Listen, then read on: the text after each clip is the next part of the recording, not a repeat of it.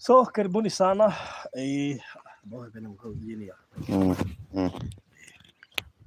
Wagekera na thĩinĩ Virginia ũguo gekĩrĩte gĩakũgucia rũhuho tahana kũrĩa kwenda kehithe na thĩinĩ ona ũguo kehithe ũguo na thĩinĩ. Good. That's better.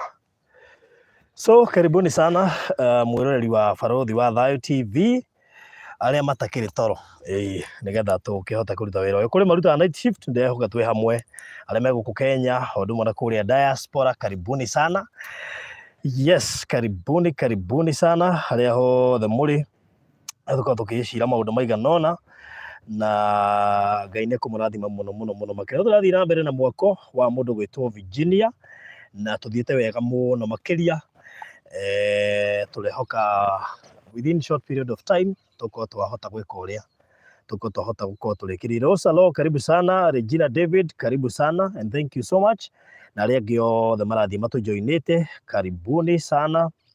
No share video harĩa hangĩ hothe ũngĩhota nĩgetha ĩhote gũkinyĩra andũ arĩa othe makoragwo marĩ part and parcel ya wĩra ũyũ mwega wa Jehova nĩgetha tũkorwo tũkĩmũ update kũrĩa nyũmba ĩkinyĩte. Twatigire kĩoho cuma ngwĩciria korwo no ũrore gabica kau ndekĩra hau nĩ ũkuona arĩ na maũndũ maingĩ mũno mekĩtwo thutha ũcio na nĩmo ndĩrenda twarie ũhoro wamo o hamwe na kũrĩa tũkĩrorete. So karibuni sana. Ndĩrahoka network itũ ũmũthĩ sawa ũguo tũtigũkĩgĩa mathĩna ta ma hĩndĩ wengĩ nĩgetha tũhote gũkĩarĩrĩria maũndũ maigana ũna. So karibuni sana arĩa othe makĩrĩ kuo. Virginia, yes. Karibu sana. Asante sana Barũthi wa Thayũ. Ni ndakĩra nĩ gũkuona tũtiĩrĩgaine nĩtũranĩtwo no Ngai nĩ mwĩhokeku no atũigĩte na agatũhe hinya. Amen. Yes. Gũkũ kwĩna riũa biũ mũndũ gwĩtwo alo riũa nĩ rĩnene mũno makĩria gũkũ no nakĩũria kaĩ riũa rĩarĩte atĩa nĩ rĩingĩ. Riũa rĩarĩ gũkũ ndona ndiũĩ ĩrĩa mũndũ arathiĩ nĩ wike. So mgeithia eroreri nafikiri tutabadilisha lugha maana kuna watu hawataelewa Kikuyu. Hata Rosalo amejaribu kusikia Kikuyu. Wow. Yes. Kwa hivyo thank you very much Barũthi wa Thayũ. Yes. Asanteni sana, karibuni sana. Thank you Barũthi wa Thayũ TV family, Virginia Wangari TV family. Wote na wasalimia katika jina la Yesu. Mimi ndio mmesikia ninaitwa Virginia, the mother of 12 and I thank for you. Asanteni sana because of this platform na hii wakati. Nashukuru Mungu. Yes. Nafikiri kabla Virginia asalimiane ningetaka kwanza uombe ndio tuweze kuitisha nguvu na neema kutoka kwa Mwenyezi Mungu. Maana yeye ndiye alifanya hii project ianze na yeye ndiye amefanya ifike mahali imefika. Sio kwa nguvu zetu, sio kwa pesa zetu, ni kwa ya upendo wake na rehema zake ndizo zimefanya tufike mahali tumefika. So ningependa utusaidie tushukuru Mungu ndio tuweze kuendelea. Washeni tuamini na tuombe. Father, in the name of Jesus Christ, tumekuja mbele zako sababu wewe ni baba yetu, wewe ni Ebeneza, hakuna Mungu kama wewe. Tunasema ni asante because of the gift of life and good health. Asante hata wenye ni wagonjwa na I know and I believe you are aware na unawashughulikia sababu wewe ni Mungu mwema. Tunashukuru sana because of this platform na hii wakati wenye umetupea. Tumesema ni asante sababu umetukusanyisha hapa sisi wote because of one thing, God Almighty, the project. Ndio Baba, tunataka this hii wakati to involve God Almighty. Whatever we are going to talk, whatever we are going to discuss, God Almighty, be with us. Asante kwa wote wenye wameshikiania pamoja na sisi, God Almighty. Tunajua ni wengi sana wamejinyima because of this project. Wengine Mungu hata wanaomba na kufast because of this project, God Almighty. That how my Father na kuomba ukaweza kuwabariki na ukaweza kuenlarge their territory, bless their pocket because you are good, Almighty. Tunaomba wote wenye wanashirikiana pamoja nasi, my God, you give them promotion. Wenye hawana job, God Almighty, tunajua utawatendea sababu wewe ni Mungu. Tunasema ni asante, ubali tumetoka na ubali tumefika. Tumeona mkono wako hata engineer, God Almighty. Thank you because of the knowledge na wisdom yenye umempea kwa hii kazi. Tunasema ni asante, hata masaa ya farodhi tunasema tu ni asante. Hatuna la kusema tukiwa mbele zako, lakini tunaku-involve in every situation. May you bless us. In Jesus' name we pray and believe. Amen. Amen, amen, amen. So thank you so much na karibuni sana kwa wale wote tayari wameungana na sisi na wenye watazidi kuungana na sisi. Tutakuwa pamoja at least pia tuweze Rosa Law, naona ulikuwa unasema hatuelewi Kikuyu. So sasa tuko pamoja sasa, tunasikizana vizuri. So ningetaka pia engineer azungumze, lakini kabla ya engineer azungumze ningetaka pia Virginia kwanza. At least huwezi kosa neno ama unajua kazi yako mingi ya watu hope. Kuwatia nguvu na pia kuwaambia kama ni wewe umefika mahali huko hata wao watafika. Alafu tuingie kwa engineer. Okay, asante sana Farodhi. Asanteni sana fans wa Farodhi wa Dhayo, tunasema ni asante sana. Najua mahali nimetoka na ile barabara nilipitia. Najua hiyo ni barabara siku hata moja nilidhani nitakuwa kama hapa. Nikiangalia nyumba yangu naona nyumba na ninasikia hiyo nyumba ni ya Virginia, sababu mahali nilitoka kuna nyumba, nilikuwa na nyumba na nilikuwa na mali, lakini kwa ile nyumba yenye nilikaa ile nyumba unasikiaga kama nikukaa ulikaa. Kwa hivyo sikuwa na sauti. Kwa hivyo sikuwa na sauti kwa hiyo nyumba, hata kama mimi ndio nilikuwa mwenye nyumba. Sababu hata wakati wa kujenga ile nyumba sikuwa na vile nakuja naambia engineer hapa ningetaka hivi, hapa ningetaka hivi. Sikuwa na choice. Unajua tuacha tuseme zile vitu zilikuwa zimewekwa kwa nyumba zenye hazina uhai. Mlikuwa mnafanana kwa sababu haukuwa na say na hazikuwa na say. That is. Ilikuwa hivyo. Kwa hivyo ni kuambia Mungu ni asante. Sababu wakati wowote nakuja hapa, kuna wakati unakuaga kwa ile nyumba. Yes, unaambiwa unakanyaga hiyo nyumba, unafuruta hiyo mlango sababu haujui gharama ya ile mlango. Na huko na ubaya. Hiyo kitu imeharibika sababu haujui. So I thank God that hii nyumba imejengwa nikijiangalilia na imejengwa watu wakitoa hela zao na ikipitia kwa mikono yangu. Na nikijua wengi wao wenye wanatoa hiyo pesa ni wenye wanaitoa ni kujinyima. Kwa hivyo first of all I would like to thank all these people wenye wanatutazama sababu wamepigana vita na wengi wao kama ni kuulizwa wangeulizwa. Na ndio naona mtu anasimama anasema mimi nitatoa hiyo mawe yote, mimi nitatoa hiyo simiti sababu ili aone tu kama hii familia itakaa vizuri. Kwa hivyo first of all ni kuambia asante sana Farodhi. Na kuambia sio uwezo na sio nguvu. Sio sababu nilitoka kwa familia fulani. Sio sababu niko na jina. Sio sababu niko na masomo. All those sina. Na hata tukiangalia hata kuna watu wanaangaliaga about the hata vile wewe unakaa maubire. Kwa hivyo ninasema uko kuote sio sina. But I thank God it is only because of the grace and the favor tu ya Mungu na kuniona na kutuonea, sababu Farodhi sio kusema ati I'm the only woman mwenye ni single mother mwenye amepitia, but it is because Mungu anakuaga anasemaga mimi hubariki mwenye nataka kubariki. Kwa hivyo mimi nasema ni asante sana kwa wote wenye wametushikilia so far. Farodhi, these people wakati tulitokea wamesomesha watoto, unaona watoto wanasomea mpaka international school. Unaona watoto wengine wametolewa wamepelekwa boarding ili kuonekane atawasalimia, hata nyanyua kwa hapo tukienda atawasalimia ili tu waone kama huyu mama wacha tupeleke hao wengine boarding, huyu mama aweze kufanya kazi yake na kuwe tu, sababu wamebeba wale watoto kama watoto wao. Farodhi, nikikwambia hao watoto wenye nakwambia they are sponsored. Hata wakati wanakuja half term unasikiaga mtu anapiga anauliza nataka kuongea na mtoto wangu fulani. Anataka kujua do you have any challenge. Unajua sio kawaida. Kwa hivyo ni kama nimeondolewa ile tunasema mzigo ya kusema kulea na nini. Ndio nisiende mbele za Mungu nikalia nikimwambia ulinipatia watoto kumekuwa kumeenda. So I thank all of you who have wale wamenilaze mikono yangu na nikakuwa the way I am. Sababu hata ukiniangalia hivyo Farodhi, you see a beautiful woman, a woman who is well dressed. It's because of the peace yenye wamenipea kwa roho yangu na kuona kama I'm appreciated. Nilikaa maisha kwa ndoa yangu all those years, hakuna siku moja I was appreciated because of kitu nilifanya. upike chakula, mtu aseme umepika chakula mzuri, sio ufue nguo, hujui kusifua. I remember sometimes Wamuyu alikuwa anaitwa, anaambiwa shika this handkerchief. Huyo maito huo ni to modeli. Kuvua vitu zangu ni kuharibu. Enda uvue. Mtoto anaambiwa arudie. So handkerchiefs. So like niambie you are a woman.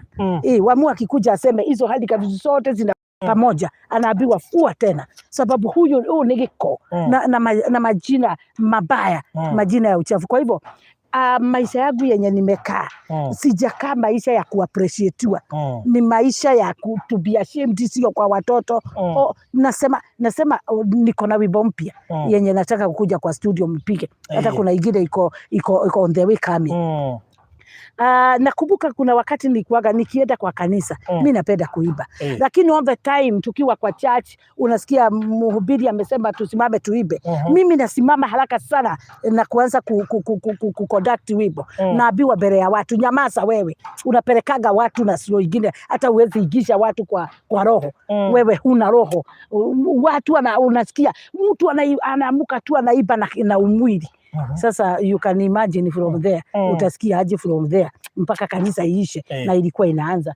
So I thank God sasa nasikiaga hiyo ni wimbo yangu, mtu ananiambia tulisikia wimbo yako ikipigwa mahali fulani, tulipisikia, na watu wengine wanasema Virginia we need the sikiza tune, sababu so I feel blessed, I feel appreciated, na nasikia tu kuambia Mungu ni asante.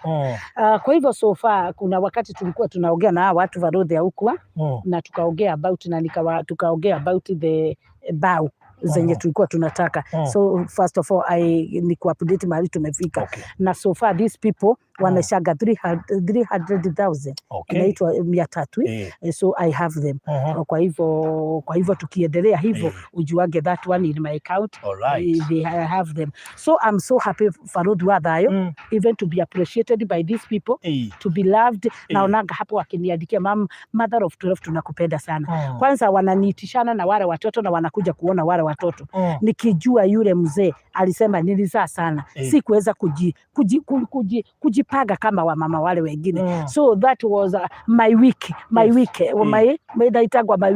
That was my weakness. Yes, yenye ageangalia hivyo naone hataki kujiassociate with me. But I bless the name of God because of these people. They all the time they appreciate those kids, na ndio naona wanawasomesha. Ukiangalia Joy na Maria, najua hujawaona. Nowadays wanafaaga nguo ya mapasha. These people wamewawekea, wanafaa Joy akifaa hii wanafaa.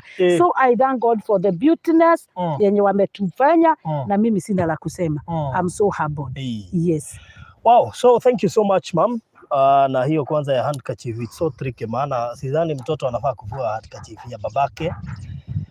It is not in order, maana tena anaambiwa arudie after wewe kuvua.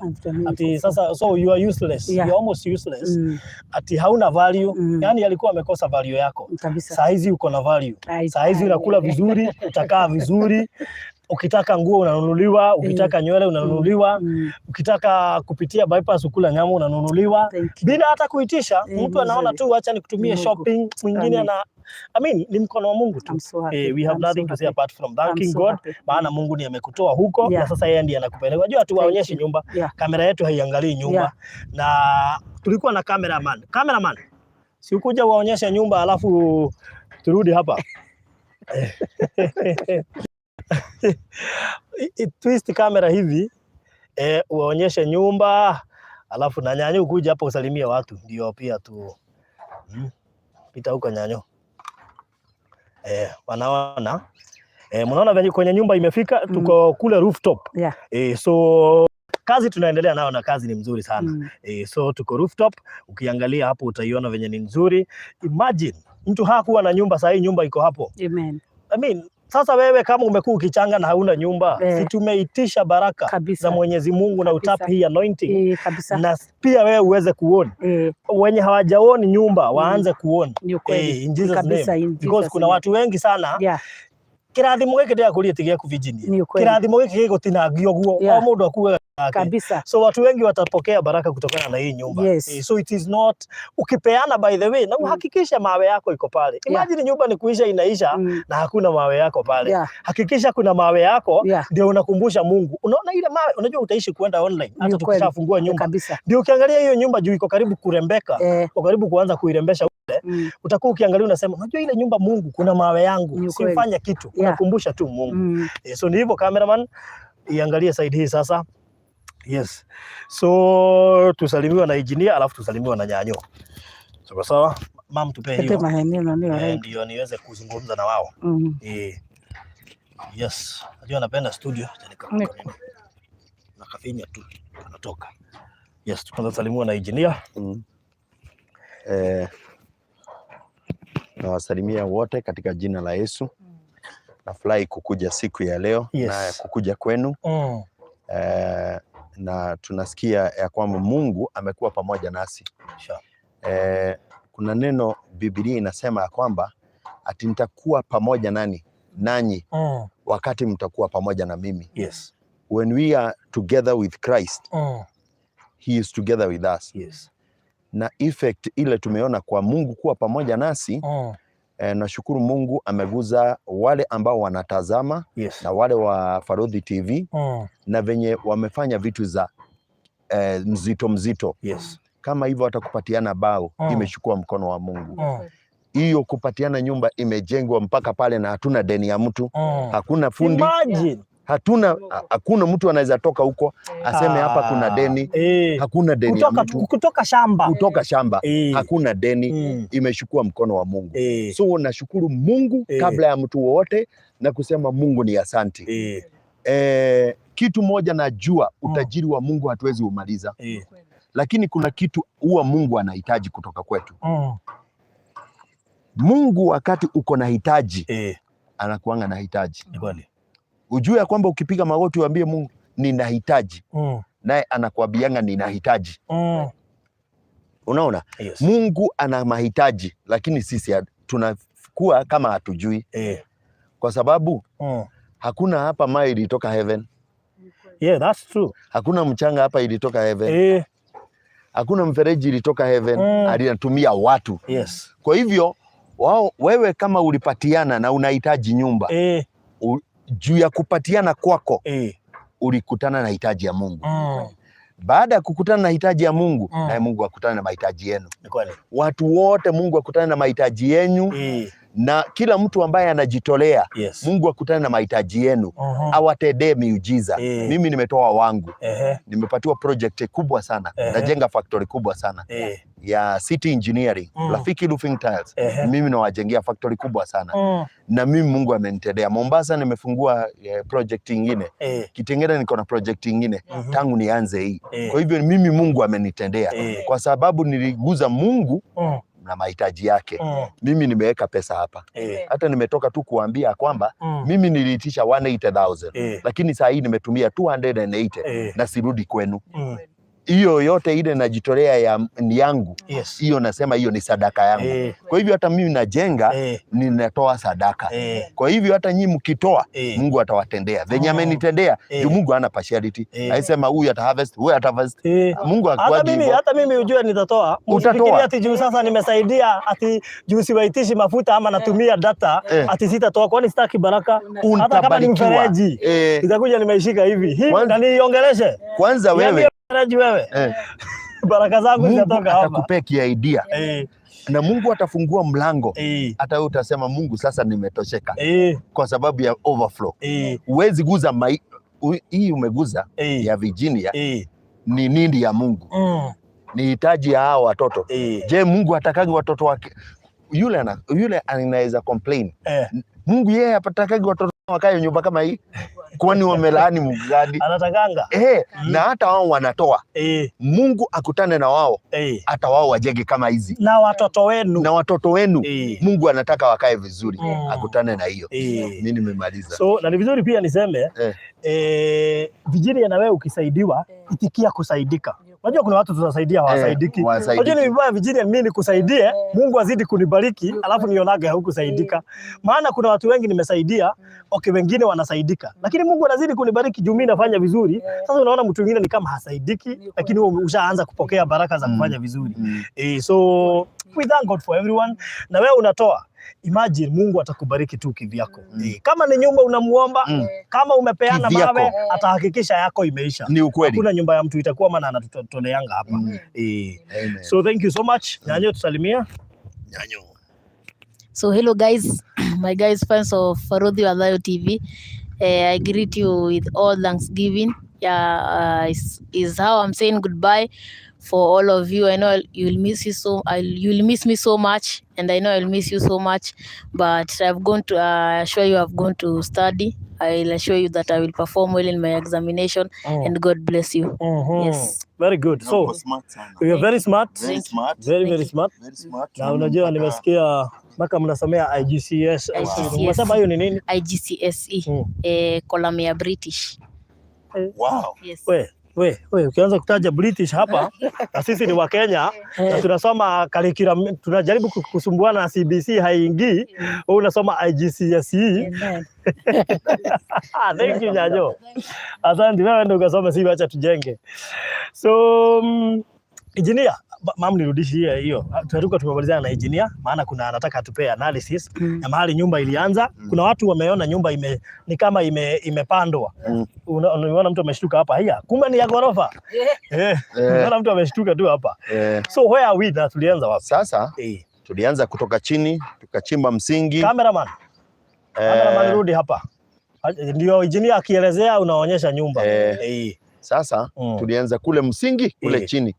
Kwanza tukachimba msingi, tukajenga mawe, tuka backfill, tukajaza, tukakoroga, koroga ya chini, tukaanza kujenga mawe.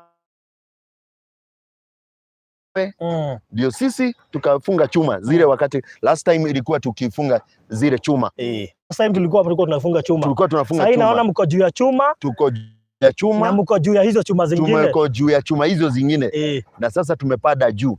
Ile kitu tunakuja sasa ni bao. Nikuje tupige bao na tununue mabati. Na tulikuwa tumesema, nilikuwa nimepatiana two things. Mimi import mabati ya Dekra na niko na go down pale Dagoretti Corner. Pale Dagoretti Corner hapo past meteorological department hapo niko na go down mabati ya Dekra roofing tiles tunaita Sky Varium na huku tumefanya mingi lakini sipigi yangu debe. Kuna ingine ya Rafiki roofing tiles wanajenga au walitengeneza factory yao before independent. They have been wamekuwa wakitengeneza mabati miaka hiyo yote. So mimi ni customer wao na nilikuwa nimesema kwamba naweza approach wanipatie wholesale price. Waniuzie ile bei ya mtu wa wholesale. Kwa sababu na mimi najulikana na nawafanyianga kazi. So by virtue of being a friend of them, give us a friendly price. Hizo mabati hizo ni ya akina Elegant. Kuna mabati design inaitwa Elegant. Kuna Oriental, kuna Versatile. Hizo zote wako nazo. Profile hizo unasikia nikitaja types of profile. Kuna box profile. Kuna zile unaonanga ziko box, hizo ni box profile, lakini hii si nyumba ya level ya box profile. Hii labda tuweke Elegant ama tuweke Versatile ama tuweke Roman style. Hizo zote. Wow. Ama hiyo inaitwa Dekra. Ama Dekra. Dekra nilikuwa nafanya mahesabu itakuja kitu around 1.4. Na mbao ziko kando. Mabati peke yake. Inakuanga size ya 1.4 meters by 0.4. Hiyo ndio pana. Hiyo ndio size ya hiyo mabati moja, kapieces kamoja. Inakuanga mzuri sana, inakuanga rough juu, inakuanga na mchanga juu, inazuianga nyumba kupata joto mingi. Unaona venye huku kuna joto, ina cool that temperature, it doesn't change the colors. Inakuanga mzuri. Na pia hizi nasema akina Roman style na Versatile, they are also equally good. So ni ile tuta decide. Haya, tukiingia Dekla, Dekla kwa sababu mabati ya Dekla ni ya 0.4, so ni lazima tutaweka mbao hapa na mbao hapa. Lakini hizi zingine ya kina Versatile tunaweza kuwa na difference ya kutoka 600 to 800 upana, ile nafasi yani kutofautisha. Lakini hii huwezi tofautisha juu kama mabati ni lazima kalalie, kama tuseme hii ni kama mabati lazima kawe na bao hapa na hapa. Lakini ile ya Versatile ni mrefu, zinaendaga hata mita 6 urefu. Kama hii neighbor hapo inaendaga hata 6 meters. 6 meters ndio wanakuanga na the highest urefu. Na in fact walikuwa wameniambia watatupee transport free hiyo factory. Walikuwa wametusema watatuletea mpaka hapa. Alafu wanatutengenezea na specifics zetu. So let me ask, hiyo umesema ni Versatile. The Versatile. Kati ya Versatile na Dekla, difference ni pesa ngapi? Difference iko, tukiconsider hata mbao. Tukiconsider mpaka bao, inaweza kuwa na difference ya around 1.3 hapo. Tofauti. So, kwa sababu ile iko na bao ziko karibu sana. Kitu ya pili, na hiyo nimesema niko na go down yake. Hiyo ujue kama ni kuuza mimi nitauza na wholesale price. So hakuna ile bei inapatiana itakuwa the least. Iko na bao ziko karibu. So inatakanga bao mingi. So the one that I gave ni ile ya nini ya elegant. Ya elegant ni kama ile iko ni profile kama hiyo iko hapo nyuma.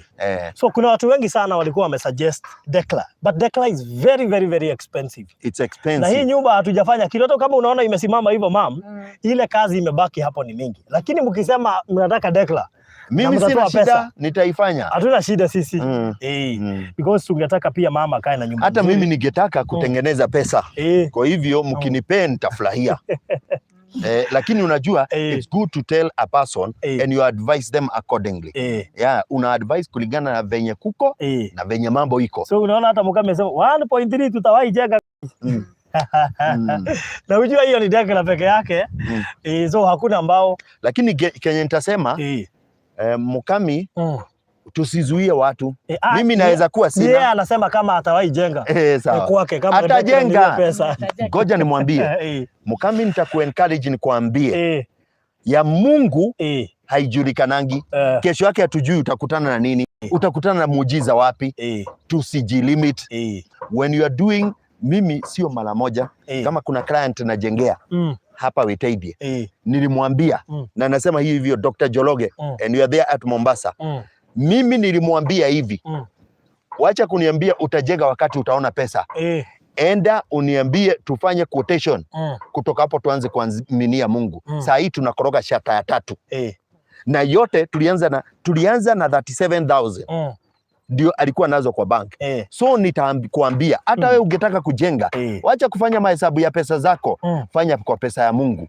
Mungu atakufungulia mlango. So sasa hapa we shall leave a room for negotiation. Maana najua kuna watu watakuja waseme tunataka Dekla, nitatoa 500,000. Unajua huwezi mzuia. So between now and the next live stream tutakuwa tumesha agree. So I believe tutaenda live, we have to go live on Friday. Engineer.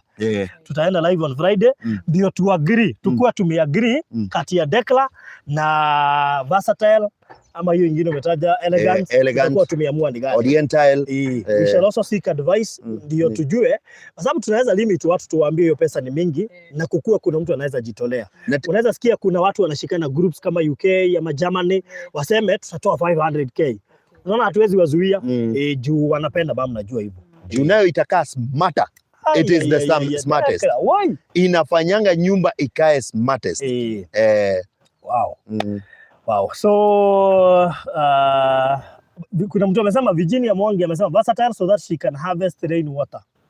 No, si amerepeat si nimesema hivyo. Nilikuwa nimewaambia hivyo. So tukiweka Dekla tuta harvest water ya kuosha nyumba, ya kufanya nini, lakini haiwezi kunywa.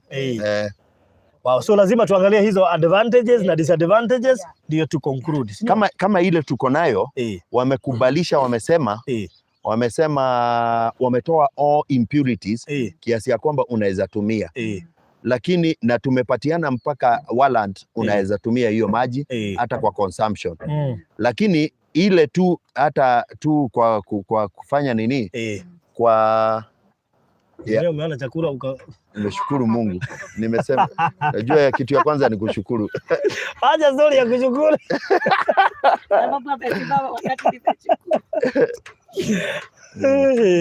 Before man wetu ametununulia. Unajua ukiendelea na kuongea si ni vizuri tuongee. Ndio yetu tumaitwa kudhabia.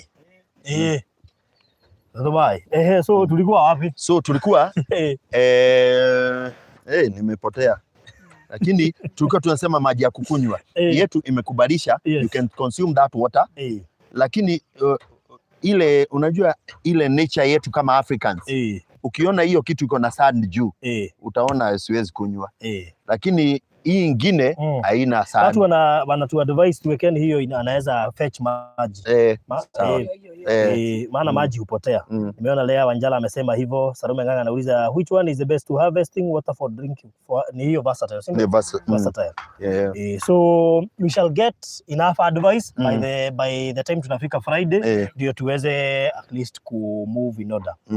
So tukimaliza mabati tunaingia wapi? Tunaingia bao. Nilikuwa nataka tuendanishe mbao na tuendanishe na kitu inaitwa plaster. Kwa sababu tunataka tupige plaster, tupigage plaster, tusigojee sana. There is no need of waiting. Kitu ingine ningetaka saa hii ndio time mzuri ya kujenga dirisha na milango. Ili tukimalizana na ile madirisha iwe inaendelea. So mimi nilikuwa nimesema niko na workshop ya kubwa ya kutengeneza madirisha na milango. Mimi nilikuwa nitapatiana quotation yangu, kuna wengine wanaweza patiana quotation zao. Tuone ni gani. Lakini kitu ile nataka kusema atujengi hizi tudirisha twa chuma kidogo kidogo. Tunajenga kitu mzito. Unajua nyumba ni special. Kwa hivyo lazima tuunde kitu itaishi ili watu wasikie worth ya kile wametoa. Okay. Good. So saa hizi vijana wamesema uko na 300 na ambao zilikuwa zinahitaji in case tutaweka hiyo mabati ya kufetch maji. Hiyo versatile. So tulikuwa tunahitaji pesa ngapi ambao?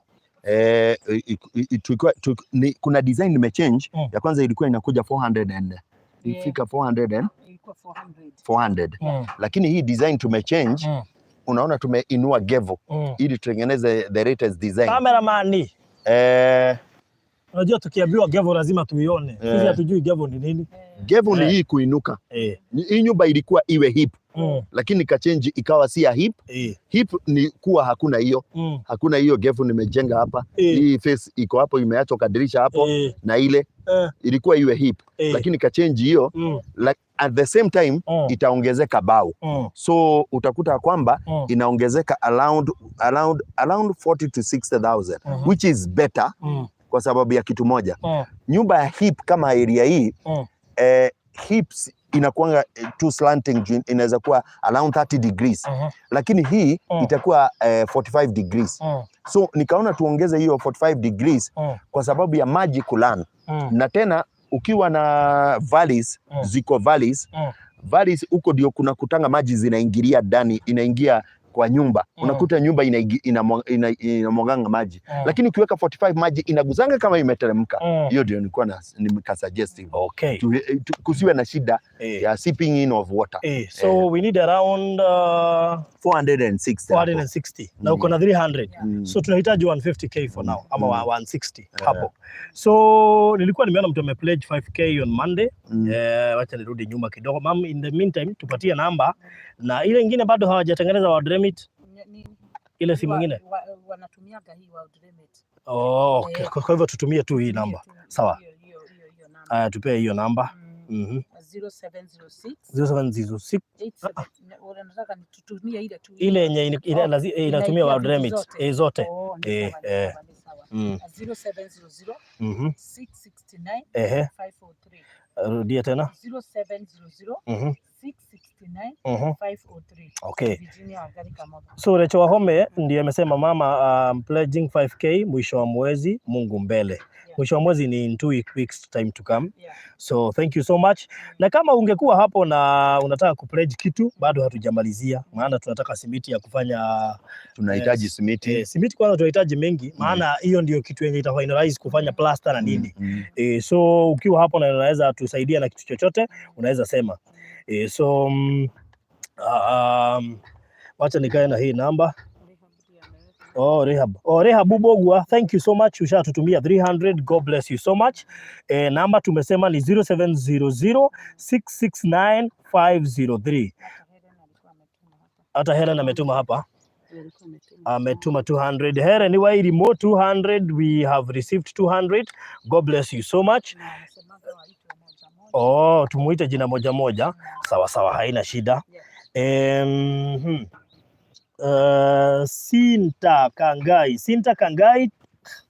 Unajua nimezoea by the time hiyo iliingia ya kutaja moja lakini itaingia tu. So we need around 160,000 people. So si hata tupate hata 100, tubakishe hiyo ingine 60. By the time hii video watu wenye wamelala wataamka, tutakuwa tumeifikisha tayari. So 0700669503. 0669 hiyo ndio namba utatuma nayo saa hizi, ndio tuweze at least kufikisha the amount ili mbao zinunuliwe. And then we proceed to the next step. As you also advise us, kati ya Decla na Versatile ni gani mnataka? Na kama pesa itapatikana haina shida. So thank you so much. Thank you so Sarume Njoki, asante. Naona all right, thank you. Asante sana. So mwapea namba 0700669503. At least tupate kakitu ndio tuweze kuendelea na kazi na Mungu atawabariki. So 0700669503. 0700669503. Hiyo ndio namba yenye tutatumia. Jina nafikiri naweza nisaidia na hiyo microphone. Kimaje tulileta tukiendelea at least to na nimeletewa torch by the way. Mamu waambie meletewa torch. Sara Moasia. Yes, hii tochi tulikuwa tunauza. By the way hasijakuja zingine wenye wanataka kuoda waendelee na kuoda. This torch Farodhi you can adjust. Na tena usikie ni chuma. Hii torch wamekununulia sababu hata kubeba ni easier. You can unaiweka kwa mfuto wa trouser. Unaweza bado ihang mahali kama hapa iko na hiyo.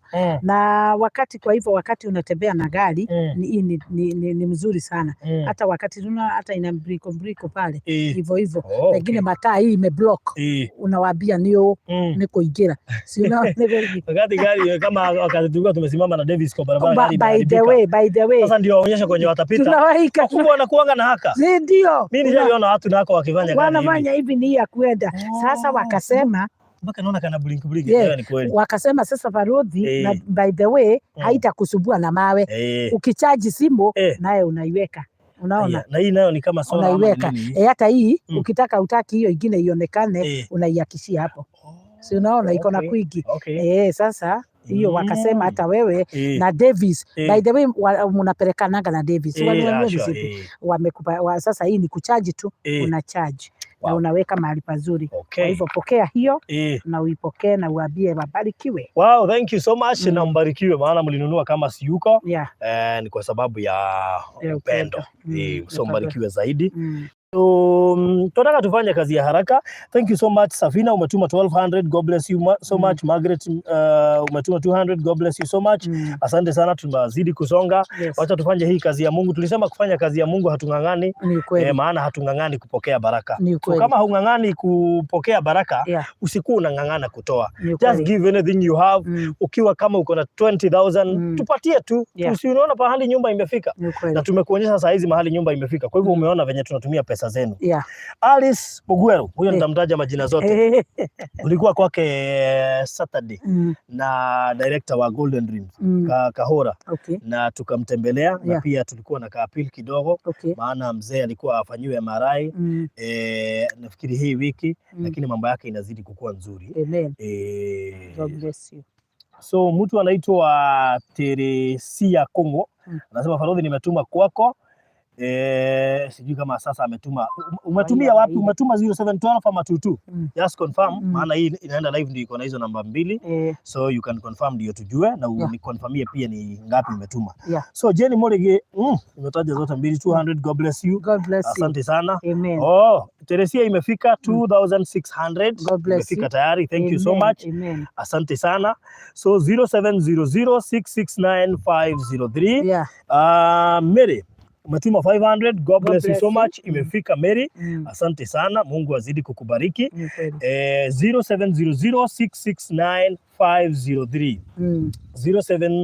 0700669503. Turoreta kurikia mbere. Kwenye tumetoka ni mbali na kwenye tunaelekea kumalizia. Mpaka ile siku utasikia tumefungua nini. Ni pesa ngapi hiyo torch?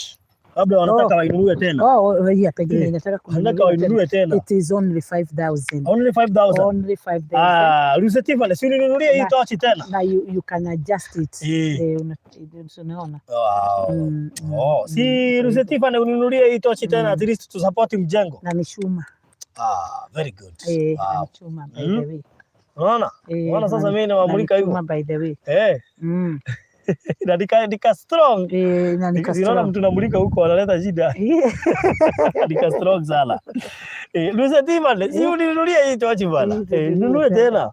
Hatuwezi kataa. So 070 669,503. Lucifer ni 5K ndio tu. Support mjengo. Ameambiwa hivyo na Beatrice Mungai. By the way fanya hivyo na ni Lucifer. Mnaweza furahia sana ukinunulia hiyo torch. Hata ikinunuliwa mara 10 ni nzuri. Maana hiyo pesa inasaidia mjengo na sisi tunahitaji pesa tu ya mjengo. So hata ukinunua unaweza mnaweza tumia wachani by the way tuliwaambia ndio tukue at least in order tutumie namba moja hii tunapeana hapa hiyo itatusaidia kuenda on the same rate sawa Teresia. So next time tumia namba ya Virginia at least ndio tuwe kwa nini hata kufanya hesabu inakuanga rahisi sana. Hata ameambia hivyo na Joe Kenya. Ndio at least tukue rahisi hata hesabu tuweze kufanya rahisi. Gladys Mwangi, mimi nataka duvet. Niulizia ni how much? Duvet ni 15K only. 15K only. Gladys, utuma hiyo 15K saa hizi. Iko. Very good. Hata amejibiwa na Beatrice. Inaonekana Beatrice Mungai anakufuatanga sana. Ni hao maashas. Maana pale ministry. Maashas wafupisha. Fupisha. Sawa. So Nancy, we have received 1,000. God bless you so much. Asante sana. Thank you. Nani mwingine? Tunataka kufanya hii kazi ya Mungu haraka. Kazi ya Mungu tusikuwe tunang'ang'ana. Unajua kuna mtu aliniambia kwa kanisa yake hawafanyangi fundraising, wana pledge. Mwingine anasema 20K, mwingine 50K. Hawafanyangi fundraising. It is good. Bwana simama pastor anasema tunahitaji 1,500. Watu wa kanisa wanaambiwa sasa hiyo 1,500 katakateni mtu wa pledge. Mmoja anasema 50K, mwingine 100K. Within 10 minutes hiyo inakuwa imeisha hivyo. Hawafanyangi fundraising. Na hiyo ndio tukio. Jacqueline 5,000. God bless you so much. Asante sana. God bless you so much. Wenye wanazidi kututumia. Mungu awabariki. Na usione haya ya kutuma anything that you have. Hata kama uko na 50K usione kama ni kidogo. Kuna watu 50K wanaona ni kidogo. Ni kweli. Kuna watu hata 100K wanaona ni kidogo. Sasa Varudhi nikituma 100K. Sasa mtaona kama nimetuma kitu kweli.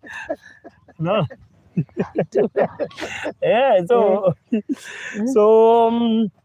Nancy, thank you so much. We have received. Gladys Mwangi anauliza Nakuru nitaipata aje? Unajua akiwa hapa Nakuru tutatuma na paso. Asa paso. Tutatuma hata hatukuitishia paso. Si ndio? Tutatuma na paso. So Gladys, weka saa hizi hiyo 15K. Sisi na mkitaka kusupport Gladys. Nani angetaka kuongezea Gladys? Gladys akituma hiyo 15K, tutaituma huko Nakuru. Si ndio hiyo. So Gladys akituma hiyo 15K, wangapi wangetaka kuongezea hiyo duve ya Gladys? At least hata itoka 50K. Wangapi wangetaka kuongezea? Jacqueline, si umetuma 5K, si tuongezee ingine 5K. Support hapo. Uone vile maisha itakuwa mzuri kwako. Do you know I love giving? Sababu the more unapeana the more unapokea. Unajua watu hawajui. Venye unaona mtu anaenda kanisa na ka 50 amekunja na kaeka. Baraka zako zinakuja hivyo tu. Zinakuja tukiwa tudogo na ni karibu tumekuja kubwa. Unaona sasa? Inakuwa hivyo. Be proud. Kama unatoa 50, be proud of that 50. Hata ikiwa straight. Patia kuihodhia, hata kuja. Hata tafuta ile ya benki ile mpya. Yeke hapo na imani. Hata wekelea juu ya dhao ya mtu. Yes, ndio hiyo. Unapata dhao iko hapo unawekelea 50 bob yako hapo juu. Yeah, be proud of what you have ndio Mungu aweze kukubariki hata zaidi. Si ndio? So amesema Gladys yes, niongezewe ifike 100,000. So Gladys, hebu tuma niwaambie imefika ndio sasa tuongezee. Ndio tuongezee. Tuma niwaambie imefika. So thank you so much na tunazidi kusonga na hamtumi, kwani mmesahau tulikuwa tunatuma 0700669503 0700 Jane, asante sana, 300 received, God bless you so much, asante. 0700669503 Joy Kenya, duvet unauza aje mam? Ni 15k. Nilikwambia unakuja na duvet. Siko kwa gari ya Davis. Ni vitu zingine gani unauza? Si tuuza zile vitu ziko pale. Dole hema ya nyojo ile. Hata zile vitu ziko pale tuuze hizo. Sasa hata kama ni za wenyewe utanunua zingine. Hata tuuze zile. Hata hizo vitu ziko kwa kata. So Joy Kenya, tuma hiyo 15k. Aki isaidie mjengo iishe. Vitu ziko kwa kata. Tunaweza furahia kuona mjengo ikiisha. At by which means can we send from London? Ni pesa Cynthia unauliza. Kama ni pesa unauliza Cynthia, unaweza tuma na any method. Western Union, M-Pesa, World Remit, WAF, ama unauliza duvet tukonfirmie Cynthia. Ni hivyo sasa. Unajua mimi hupenda kusupport chenye mama anauza, maana inaenda kwa mjengo. So ananirahisishia mambo. Si ndio, inakuwa tu sawa. Inakuwa sawa. Eddie umetuma 150 you. Jane umetuma 200, God bless you. Amen. Amen. Majaribu. Majaribu. Unajua ni huyu. Virginia. Unajua mpaka watu wako kwa site wanatuma tu. Wanatuma si. God bless you. God bless you so much. Ni huyu. Wacha nikuonyeshe, wacha tukuja na moja. Hapa tuko na mali. Mother 2000, God bless you. Nancy 5000, God bless you. Tuendelee kutuma. The same, tuendelee na hiyo spirit.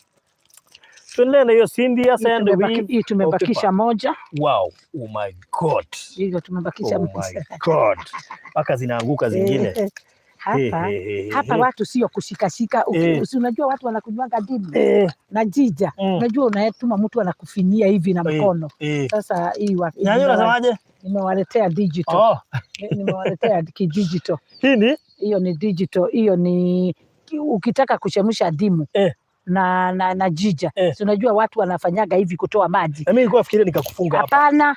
Hii sasa inaitagwa lemon holder. Lemon holder. Mimi nilikuwa nafikiria ni kama haka unafunga hapo unaenda kwa hapo. Hapana, this one ni ya kukatakatia. Kwa hivyo mtu akija ataona mimi ni mshamba. Wataona wewe ni mshamba parodi. Wacha wajue. Unakatakatia lemon hapa ndani. Na jija. Sasa si unaona pale, si unaweka sasa hapo. Sasa hakuna mtu atakushikia. Utatoa tu hivyo kwa mzuri sana. Hii ni how much? Only 3000. 3000 only. Oh God. Si hata mninunulia hii 3000. Yes, ukachemshiwe whatever. Niko na mtu wa kuchemsha, siku moja nitawaonyesha. Hata mkitaka kusema ni wakuhaya ni sawa tu, ina shida. Nitawaonyesha siku moja. Farodi, watu wakienda nini? Watu wakienda pale Jehova. Si wacha nivae. Si unafaa hiyo. Si vae. Farodi ndio hiyo. Hata nitakaa hapa. Nilienda mahali salon, nikakuta picha yako ya wig kwa salon. Nilikuta mtu akanionyesha. Kwa hivyo ujuange hapa ukinini mapicha huwa. Unajua kuna watu wanatuibia content. Nilianza kuona. Niliona wajua tu wakiongozwa na Limorasi. Limorasi kwanza ni secretary wangu. Is my secretary. Limorasi. Kulingana na hautoi. Na vile tunakuona. Unajua ni vizuri unatoa pia ndio tunaacha kuona hiyo. Tuna watch tunanyamaza tu. Tunanyamaza tu. Sasa unaona hiyo? Nilipata hapo. Nikikaa hivyo. Alafu hii niweke ikuwe necklace. Hiyo ikuwe hivyo. Tunaona sasa? Then ala adulika agu. Sasa unaduga madigaga. Madigaga? Inaitwa madigaga. Zikope zile madigaga zangu. Sasa hii nayo ni bag. Unaona wakati tulinunua duvet yako. Sasa duvet yako haina bag. Sasa this one unaifugia hapa. Unaona hata phobia haiwezi ingia. Kwa hivyo ikiwa pale, sababu najua uko na ingine, ukitoa ile inapangwa mzuri. Inaingishwa hapa na inafugiwa. Only 2,000 only. 2,000 only. Na hii nimevaa kwa kichwa 5,000 only. Na hii 3,000. 3,000. Na hizi this one is 3,000. Iko na nini? Iko na mpaka earrings. Ukifaa hii akona mpaka earrings zake. The same color. 3,000 only. Haya, hii nayo iko kazi mingi sana. Hii lazima kwanza niongee kidogo. Ni eyebrow, kuna wengine huku, kuna chef na kwingine kule isipokuwa kichwa. Wow, nimeelewa. This one you can use for so many purposes. Very good. Hadi 3. Hii ni pesa ngapi? 3,000 only. Zikiwa 3? Ikiwa 3 by the way. Oh my goodness. Unaona? Iko hivyo. Na hii ingine ni ya, unajua watu wanakaa ni kama nimepeleka out.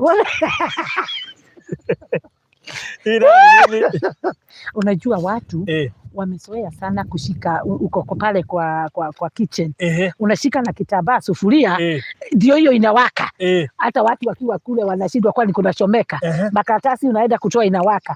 Sasa hii imetengenezwa na hii na silicone. Kwa hivyo this one ni ya kutengura, ni ya kutoa vitu kwa sufuria, kushika na sufuria. No, ni ya kutengura.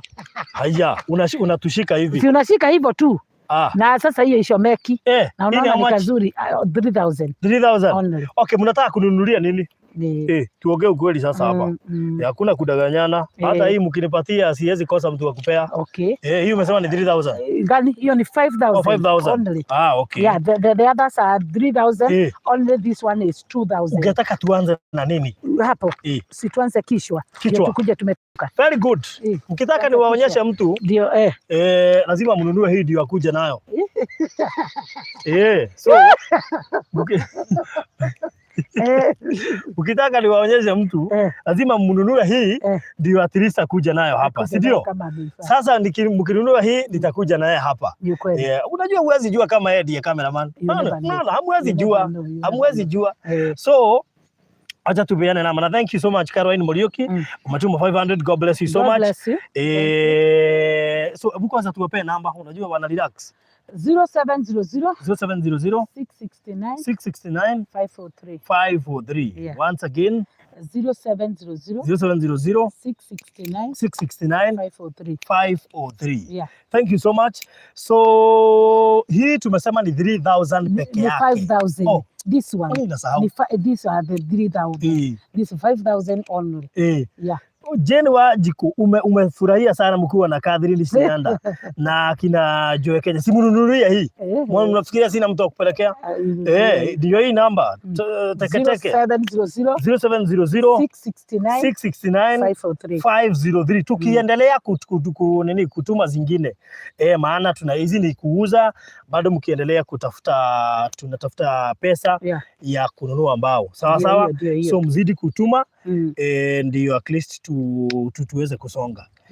So nani angetaka kuninunulia hii? Nani angetaka kununulia hii yenye nimevaa? Na unajua niko na vitu mbili. Hiyo umesema ni 3,000, sio? Hiyo ni 3,000. So kuna hii na kuna hii kofia. So tufanye haraka. Hako nika fundraising haraka ndio tuweze kusonga. Nani angetaka kununulia? Hii ni 5,000 peke yake. Hata kama ni watu wawili watasema wapatiane 2,525, itakuwa tayari nimepata hii kofia. Sio yangu ya kuvaa, tayari kuna mtu atakuwa anaivaa. Afadhali tuhae. Hata tunaweza enda niambie jirani na haya. Mnavaa wiki moja, mnanipatia 10k, alafu hiyo wiki nyingine tunajaribu nyumba nyingine. So unajua mimi nafurahia mam kwa sababu yeye amezoea kufanya biashara. So hawezi lala njaa. Bado amesupport mjengo kwa njia kubwa sana. So watu wafupisha, watu wafarodhi, tuko na hii kofia ni 5k peke yake. Just 5k. Na msichukue hiyo picha ati ndio muende muweke social media. Hiyo picha msiweke kwa social media tafadhali. Mwache ikae kwa hii video, itulia hapo. Ni ya kutafuta pesa. Hapo nikiwa nimevaa nakaa funny. Wanasema nakaa ndovu.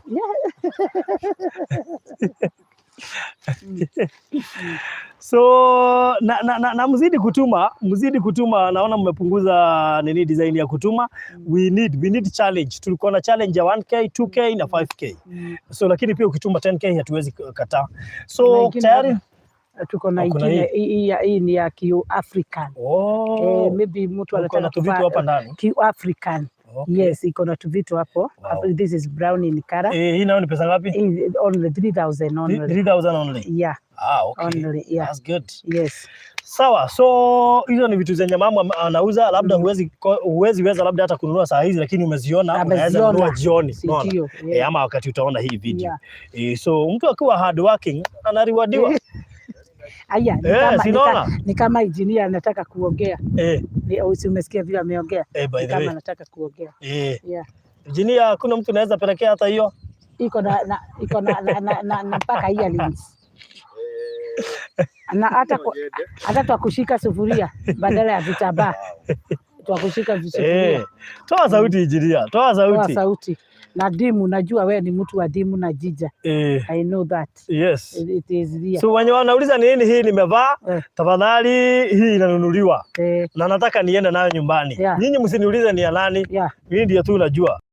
So 0700669503. Hii ni 5k peke yake. Hiyo story inaisha, pesa inaingia kwa mjengo, mimi nachukua kofia. Sawa. Maureen, thank you, 1,000 received. God bless you so much. Asante sana, tutazidi kusonga. Tuko kwa challenge ya 1,500, 2k na 5,000. Lakini ukituma za kofia useme hizo ziko kando za kofia ndio zinaingia kwa mjengo. Sawa. Naambia hii kofia inaitwa sombrero. Ni sombrero. Alikuwa ameniambia nikusahau, nilikuwa najaribu kutafutia. Zote wameniambia majina, but nilisahau. So hii inaitwa sombrero. So nimevaa sombrero saa hizi mnaniona hapo. Na si rahisi kuvaa sombrero. So sasa nani atatujoin katika kununua hii kofia ya 5,000? Tutoe hata watu watano wanaweza sema natoa 1,000. Tumalize hiyo story. Ukitaka kuitoa 5k ukiwa peke yako ama hata 500 na useme ni ya kofia, tutainunua haraka na Mungu atawabariki. Elizabeth 1,945 tumepokea. God bless you so much. Mtu akituma na ajua ni za kofia aseme. Hiyo maneno ikuwe imeishia hapo. Sawa. So 0700669503. Tuko na challenge ya 2k, 5k, 3k, 1k na 500. Ungetaka kujoin hiyo challenge, anza kutuma. Hiyo simu nyingine iko wapi? Ndio hii. Vizuri tukue nayo, ndio mtu akituma hii site tutaweza kuona. Sawa. So tuzidi kutuma. Thank you so much. Asante sana. Joyce Valeria, salimika sana. Na thank you so much. Nasema huyu engineer ni professional in building houses. Mungu nisaidie, later connect. I know with God and faith and prayer everything is possible. Thank you so much. Hata utajenga kwa imani ya Mwenyezi Mungu. Thank you so much. So 0700669503 Virginia Wangari Kamotho. Tuingie kwa challenge haraka ndio tuweze kumaliza hii na tuendelee na nini. Masi, tuma kwa kitu Masi. Kwa hujulikani. Unajua kupata pesa hujulikani. Mimi nataka tununue hii kofia haraka. Kofia hata kama utatoa 500 na uko hapa, sema ni ya kofia, tuzidi kusonga tukitoa. Na wengine waingie kwa challenge ndio tuweze kumaliza hii story haraka. Sawa. Ukisikia utatoa 5k, 10k, 15k, 20,000 utatusaidia kununua mbao kwa haraka na Mungu atakubariki. Sawa. So tuendelee, mambo wapatia namba 0700 669 543. All right. Once again 0700 669 543. Okay. So sasa tuko na 23k. We already have 23k. Wow. So 23k tayari tuko nayo. Endeleeni kutuma ndio tumalize haraka. Tunajua tumewaitisha pesa mingi na hatutaacha kuwaitisha hadi tumalize huu mjengo, maana tunajua huu mjengo utaisha. Na hatutachoka. Josephine, tumereceive yako 1,500. God bless you so much. Amen. 1,500 received. Asante sana. na uzidi kubarikiwa. Wewe umeingia kwa challenge yako binafsi. Na ni muhimu ukitaka kutafuta challenge yako hata utume 2500. Ni vizuri sana. Ruth Wangari, you are very smart. Aganega kobithirio gakofia kau muthenya wa ruracio. Sasa unajua pia ni umbrella mzuri sana. Ni umbrella. Mimi si kwamba unajua kuna jua kali sana. Hii ni nzuri sana ya kupunguza jua. So tuendelee. I hope one day I will build my retirement home like this. Very good, Gradwell Taylor. Pokea baraka zetu. So saizi tuko 24, almost 25k. We are almost 25k. Endeleeni kutuma. Alice Mugwera, unajua pia unahitaji kama hii ama tukununulie? Hapana, acha kwanza tununue wa kwangu. Ati kwa modo ajira ndimu horo ama kana wina modo. Wewe no kule kofia atale modo. Hata nyinyi hamfanyagi hesabu. Wenye mnasemaga sira mtu. Hii kofia nanunulia nani? Unanunulia nani? Hey, Ruthi joki karaja. Ruthi umone kwa kila adui. Ndio koda bro mude. Haya. Ati nikienda Diani Beach, hii ni nzuri sana. Very good. Sasa tuongea tukituma 0700669503 0700669503 Virginia Wangari Kamotho. Hii kofia ni 5k. Mimi nagoja mninunulie 5k. Niko na mtu wa kupelekea. Sawa sawa?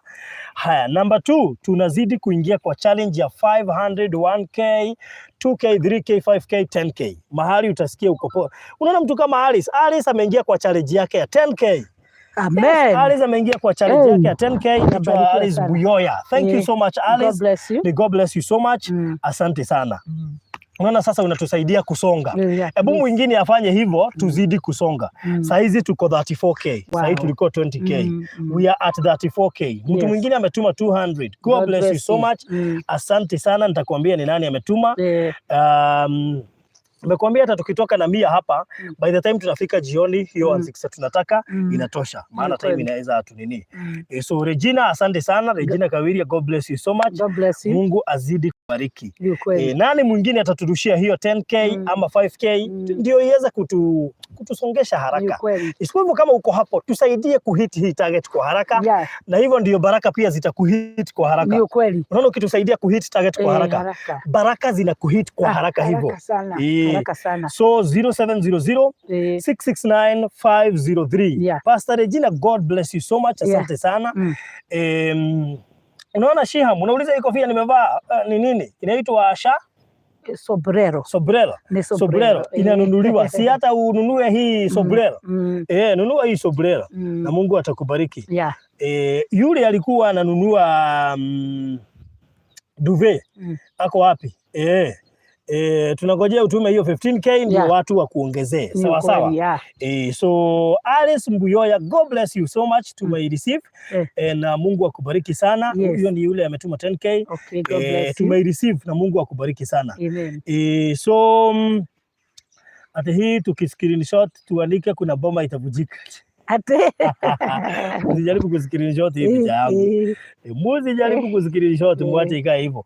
Fresh ya Wajiko 2000, God bless you so much. We are at 36k. We are almost 37k. God bless you so much. Nani mwingine anatuma challenge? Tumesema ni karibu 5. We have 10,000, 5,000, 3,000, 2,000, 1,000 and 500. Yes, so tutume na Mungu atawabariki. Wapee namba mam. 0700 669 503. Once again 0700 669 503. Imagine uko hapo unatuangalia, uko na 2k na vyo wero na niurona besha icio no ngiheana ndugutigwo tari kanyamu wero na niurona wina 5,000 besha icio ngiheana ndungihara ciragwitiria handu ha guciga uguo muhohi uri ciragwitiria irathimo. So tupatie tu tumalize mjengo na Mungu atakubariki. So 0700669503. Estelle, thank you so much. Umetuma 5k. God bless you so much. 5,800. Mungu akubariki. Saa hizi we are at 42k. Thank you so much. Nani mwingine ataingia kwa challenge ya 5k na 10k? Kama uko hapo na Ngai ni akuhete uhoti wa kuruta ngirisho 5 kana 10. Toa tu. tukang'ang'ane tukeringĩrĩrie tumatu wetie irathimo. Unajua kuna watu wanajua jinsi ya kujitishia baraka. Irathimo itioka igakora mundu hau akirite unaziitisha kwa kupeana. Ngai ndangĩgwĩkĩrĩra ũnyitĩte rekia nĩgetha gwĩkĩrĩre. So thank you so much. GV Extreme Word umechelewa. Mimi nishasoma comment ya Alice Buyoya mara 3 kwanza. GV Extreme wewe uko nyuma kidogo. Nipo patient. GV Extreme wewe uko nyuma kidogo. Refresh simu yako. Okay. Hata mimi ukali nikirefresh ndio niweze kupelekana na nyinyi. So tunazidi kusonga. Saa hizi nimewambia tunaelekea 43k. God bless you so much. 0700 669 503. Cynthia Richards, God bless you so much. Ni wewe. Tumepokea, Mungu akubariki zaidi. Asante sana. Kumbe hapo naitwa Cynthia, huko mwingine naitwa Estelle. Richard, asante sana. Nani mwingine anaingia kwa hiyo challenge ya 5k, 10k, 2k, 1k, 500? Tumeni tumaliza hii story. Mwape namba 0700 669 503. Once again 0700 669 503. Itatoa Virginia Wangari Kamotho. Hii nyumba tuko kwa roof. Imagine tuko kwa roof, tunatafuta pesa ya mbao. Tuko tuleketie na ihenya muno makelia, na hii nyumba venye mtaimaliza haraka ndio mtaanza zenu. Ni kweli. Yani kuna watu Mungu amegoja tumalize hii muanze zenu. Juu atafungua milango juu ya venye mnatupea. So tuharakisha kumaliza hii. Hata ona nitige dhura kuambeleria gakwa. Nitige dhura. Hata mimi nataka iishe ndio hata mimi nianza kupanga venye nitaanza kangu. Hatukomboi tena in Jesus name. Amen. So 0700 engineer najua anakaa kwake. Ama engineer unachekea tu watu manyumba. Kwake. Kwa hivyo mimi hapa ndio misina kwangu. Sasa tukitoka kwangu ni kwako. Hapa ni mimi tu sina kwangu. Lakini Mungu atakuja. 0700669503. Na nagoja bado mnunue hii kofia. Hii kofia sitoi hadi mnunue. Na unajua mkinunua mtaona tu nimepatiana. Hamjui kama mwenye ataichukua ndiye mwenye hiyo kofia nilikuwa nanunulia. You never know. So 0700 669 503. 0700 nimepotea. 0700 669 503. Tunazidi kusonga na Mungu atazidi kuwabariki. Sawa sawa. Ndio pia tupeleke Nyanyo shule. Tumalize ndio tupeleke pia Nyanyo shule. Rose Blessed, thank you so much. God bless you so much. Amen. 0700 669 503. Unajua venye nakuaga na njaa na kiu wakati nataja hiyo namba kabisa. Kwa hiyo mkiharakisha nitaweza at least kwenda nitafuta kitu. Maana mtu akiwa hapa anachoka kuongea, unasikianga njaa ukiongea. Ni kweli. Unajua hii yetu hata inawa commercial break si kama radio. Unajua wale radio ningekuwa nimecheza muziki. Mnacheza muziki kidogo na wapiaga wakati wafupisha. So Teresia 500, God bless you so much. Umeingia kwa challenge ya 500. Asante sana, Mungu akubariki. Sijui kama utaimba ile wimbo mpya ama ile mzee wewe ni Mungu. Ndio at least ni kama ka commercial break. Muziki Yes. Kwa hivyo wacha tuibe hiyo mpya. Tunaiba na beats sababu tukiiba na beats inaingia mzuri. Na beats. Wewe niko nayo. Uko digital sana. Niko digital sana. Kwa hivyo wacheni tuibe ndio naye Mungu aitwe Mungu. So sasa hii tuko 43k. Wow. 43k. Tunataka tufike 50k na tupande.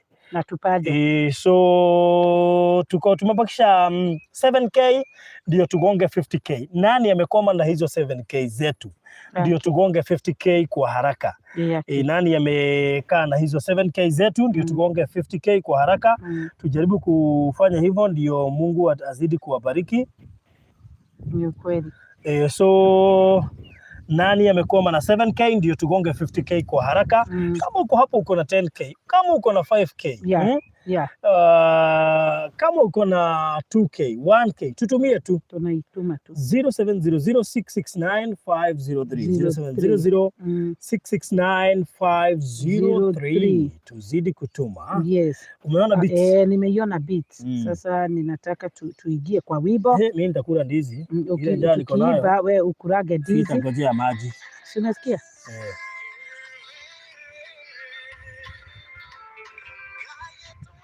Hiyo ni stano. Unajua? Tumefanya backup ni stano. Oh, ni stano. Okay. Gayatwa gai. Ekei gayatwa gai. Ekei gayatwa gai. Ekei gayatwa gai. Jehova nisine lyaku. Ebeleza wewe gai. Eroi muturadime. Gorosi tuikubashage.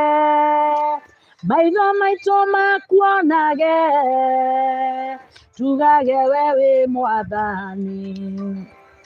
Ekei gayatwa gai. Ekei gayatwa gai. Tena hapa nyuma. Ekei gayatwa gai. Ekei gayatwa gai. Ekei gayatwa gai. Ekei gayatwa gai.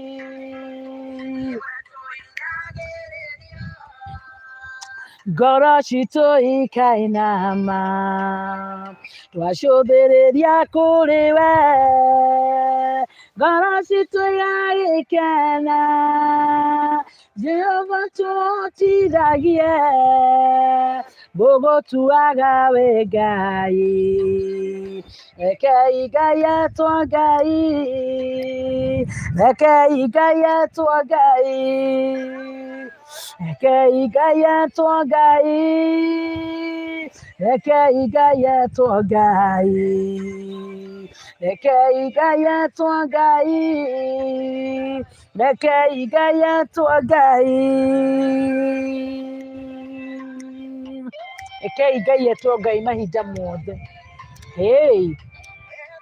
Ona ihinda ria kuruta rekei yetwo Ngai tukigwatira irathimo.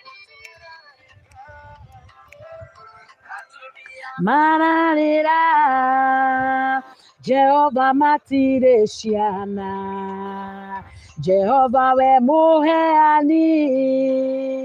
Elohimu mae ciana. Ngoro ciao iorere. Mahote gukugocaga. Rekei gayatwa gai. Rekei gayatwa gai. Rekei gayatwa gai. Rekei gayatwa gai. Rekei gayatwa gai. Rekei gayatwa gai.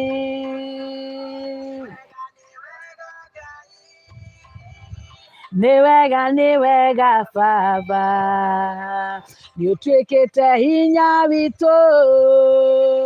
Ugatuika utheri witu.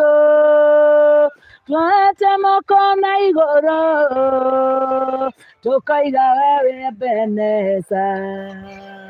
Rekei gayatwa gai. Rekei gayatwa gai. Tuge. Rekei gayatwa gai. Rekei gayatwa gai. Rekei gayatwa gai. Rekei gayatwa gai. Ni wega Mwathani. Wow. Rekei gayatwa gai. Niguo. Wacha Mungu aitwe Mungu. Amen. Amen.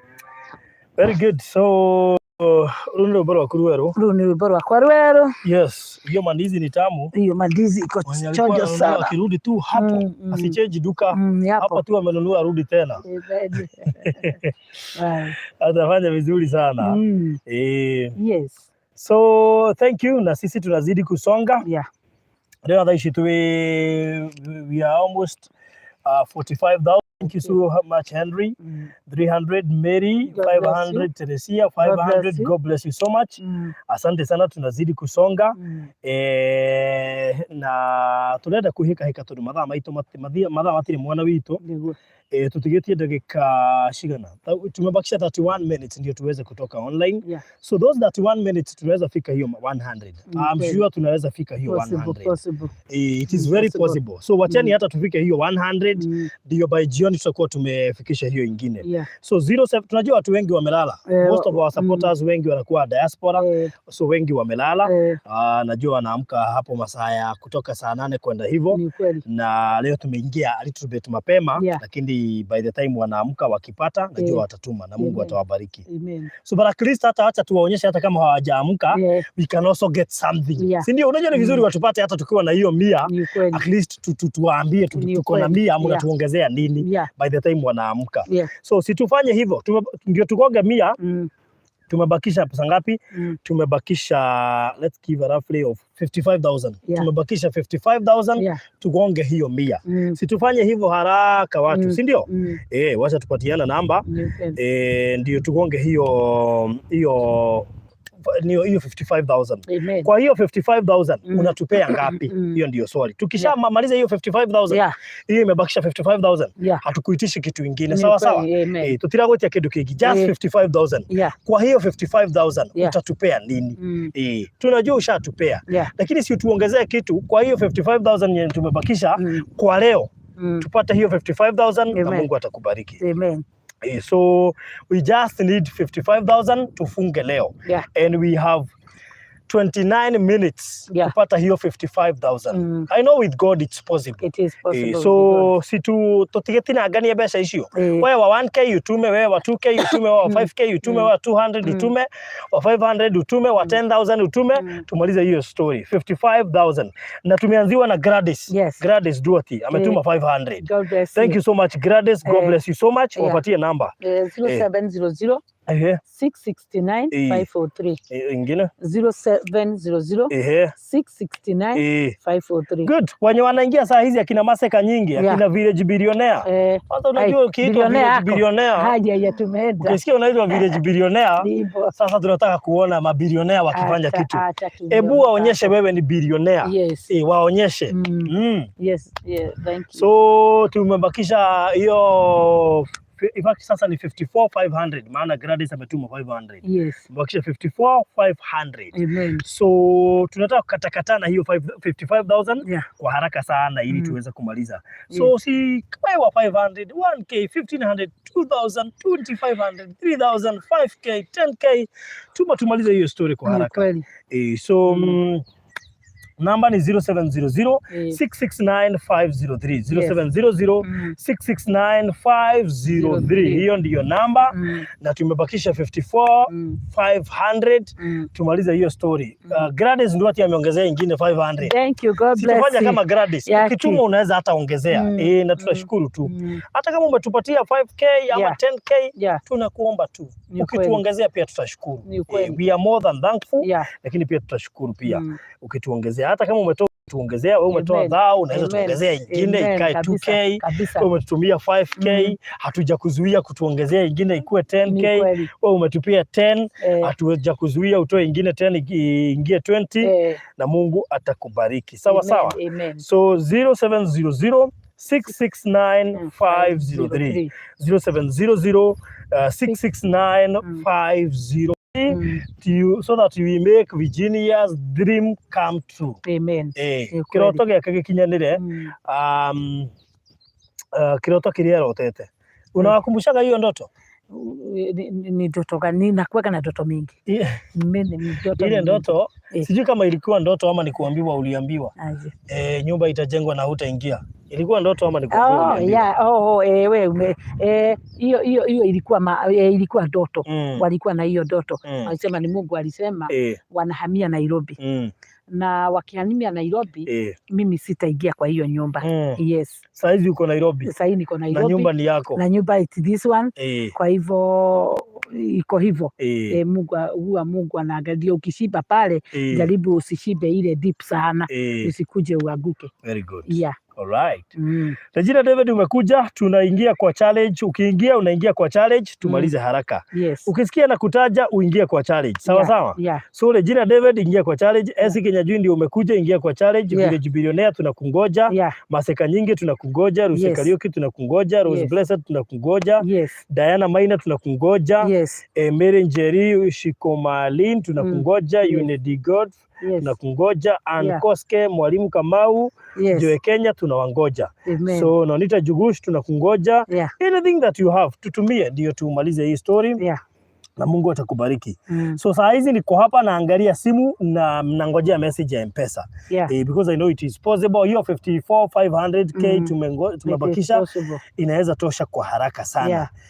So Cynthia yako tuliona, sijui kama imekuja ingine. Cynthia Richard tulishapokea 5,800 Cynthia. Tulishapokea unless kama kuna ingine imetumwa. Ama kuna ingine Cynthia. Ni vizuri labda imekuja ingine hapa na tuione. Cynthia just confirm kama kuna ingine ndio tuangalie. Saa hizi sasa nimeangalia simu nione message zikiingia. So Joyce Valeria nangoja. Eve Ndisho tunangoja. Nimeangalia simu sasa. Ndio sasa nianze kutaja pesa yenye inaingia. 0700 669 503. Na tulisema the reason as to why tunatumia hii namba ya pili ya mam kwa sababu ile ya 0706 pesa wao remit inakwama kama wali block. So na juu tunataka kila mtu atume, sasa tunatumia hii namba ya pili ya mam ndio usishtuke kwa nini hatutumii ile ingine. So 0700 669 503. Kwani upepo inataka kubeba kofia yangu. Upepo iko huku kali. Regina David amesema sitatuma saa hii, jo sina nitatuma next time. Thank you so much kujiongea. Regina David, thank you so much umejiongea na Mungu atakupea ndio uweze kutoa next time. So hata kama tumekuja leo watu wakiwa wamelala, lazima at least watu wameamka ni wengi sana. Nyinyi wenye mmeamka, hata kama tunakujaga wakati watu wengi wameamka, nyinyi mmeamka, fanyeni kitu. Sawa sawa Bobo. Bobo fanya kitu bwana. Fanya kitu Bobo. At least. Naona hapa tuko watu 278. Wow. Watu 278 tunaweza fanya kitu, hiyo pesa tuigonge kwa haraka. So acheni tujaribu ndio at least tukitoka hapa naona tumebakisha 23 minutes. Na juu lazima tufunge in those 23 minutes. Jaribuni kuharakisha kidogo ndio tuweze kumalizia. I want to be Virginia neighbor. Kuna kiwanja how much? Kiwanja kikiri haha. How much? Gia 3.6. 3.6. Na kwena gia 3.8 kina nyumba. Ege nwecirie kuna ya 3.8 iko na nyumba. Na 3.6 iko hivyo. Iko mwambie iko. Wow. So ukitaka kuwa neighbor wa Virginia, ongea na Virginia kupitia hii namba bado tunapeana. 0700669503. So Swamu become neighbor. Ongea na Virginia. Hiyo. Kiwanja iko. Ruth Kabu, I will also send next time. Hii mwezi mambo imekuwa mrama, pole sana. Mambo itakuwa mzuri, usijali, tutakuombea pia. Fruti, uliona picha ya Virginia akiwa shosho? Niliona. Uliona? Ulikuwa mzee? We, unakaa 60 something. Niko shonwa nini? Nilikuwa nimegogwa na motore. Na Masai ilikuwa imenigoga vibaya sana. Yes. So niliona hiyo picha na siku moja tutawekea kwa screen. Wakati tutakuja kule kwa studio mapema, ndaambia producer aweke kwa screen. Anaweza ziweka watu wanaona kwa screen. Wewe wakiona kwa screen, sisi waione vizuri. Aitango so meno we. Kwa mtu akuwa na pesa meno inakaa vizuri. Lauga. Lakini walikuwa wamesema ninawekwa. Ni hivi ni leo tu mnaona nikicheka. Nilicheka hivyo kwa vipisha wakasema hapana. Hiyo wanashughulikia. Wanashughulikia hizi. Amen. Lakini pale unajua unakaa kwako kapicha. Unakaa shushu bwana. Ni kugogo na saa hizi umejenga mwili. Ni Mungu. Mungu ni these people. Yeah. So tumebakisha 21 minutes. We are left with 21 minutes. Na mutiratuma no gwarie no guchati. Mimi nataka tupunguze kuchat, tuongezee pale kwa M-Pesa. Hata kama umetuma tuongezee na Mungu atakubariki. Rosalo ni kucheka tu na utumi. Twalisifu kana ni tarona wega wacha tuanganya tulisifire tena. Tarora wega. Let me confirm. We just confirm. We are just confirming. Confirm parodi. Unaona ilikuwa 634, sio? Ni ali. Hii 134. 134 ni mudo mwezi jigana lete confirm pole. Leo ni date 13. Mwezi wa 9. 2021. Na mugwa jana 34 ndio rori. Okay. Kialie. Kulia tiriri. Kuna watu 50k kwao ni pesa kidogo sana. Sasa kuna mtu ametutumia 50k. Amesema washa nitume mtoto aende shule. Ndio hiyo. Sasa si unaona sasa. Si unaona kwa sababu mimi nawaambia mharakishe ndio mtoto apelekwe shule na mimi pia kajaka naingia na engineer na yeye tumpe ruhusa na wewe uweze kupeleka mtoto shule. Sasa ametutumia 50,000 Kenyan money.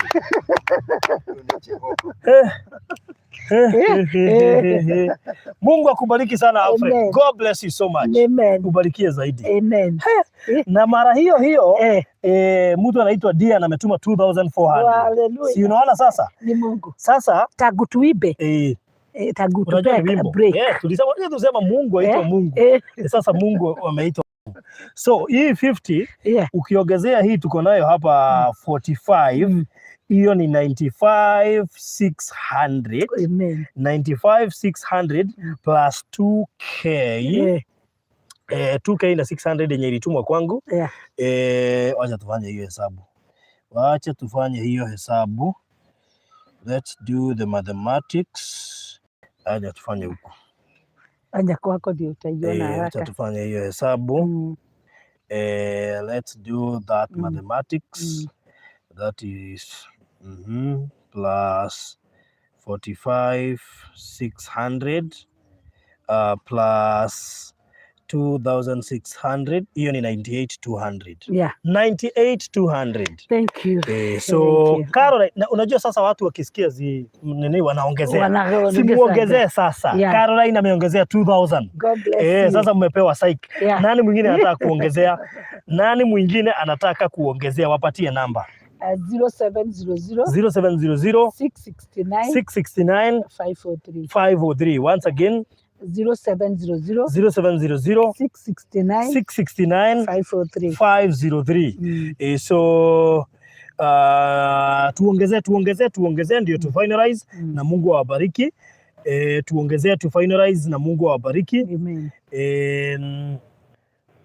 So tujaribu kuharakisha kidogo, Mungu atawabariki. Ati mimi nataka Mungu wa Virginia. Huyo ni Joy Kenya. Wow, Joy Kenya. Kwanza Joy ni my daughter. Unajua anajiita kama kampuni moja iko hapa Kenya. Inaitwa Joy Kenya. Wow. Ile gari za Kenya mpya Joy Kenya. Wow. So hiyo jina peke yake na jina Kenya ushaanza kukua tajiri. Ushaanza kukua. Hata ushakuwa. So Jeni Wajiro ameuliza hiyo shamba ni size gani? Ni size ya 50 by 100. Ni 50 by 100. 50 by 100. Good. 50 by 100. Utaongea na mama. Nani mwingine anataka kuongezea? Thank you so much Bobo, asante. Nataka shamba ya kulima ama hasla. Huyo ni mwingine.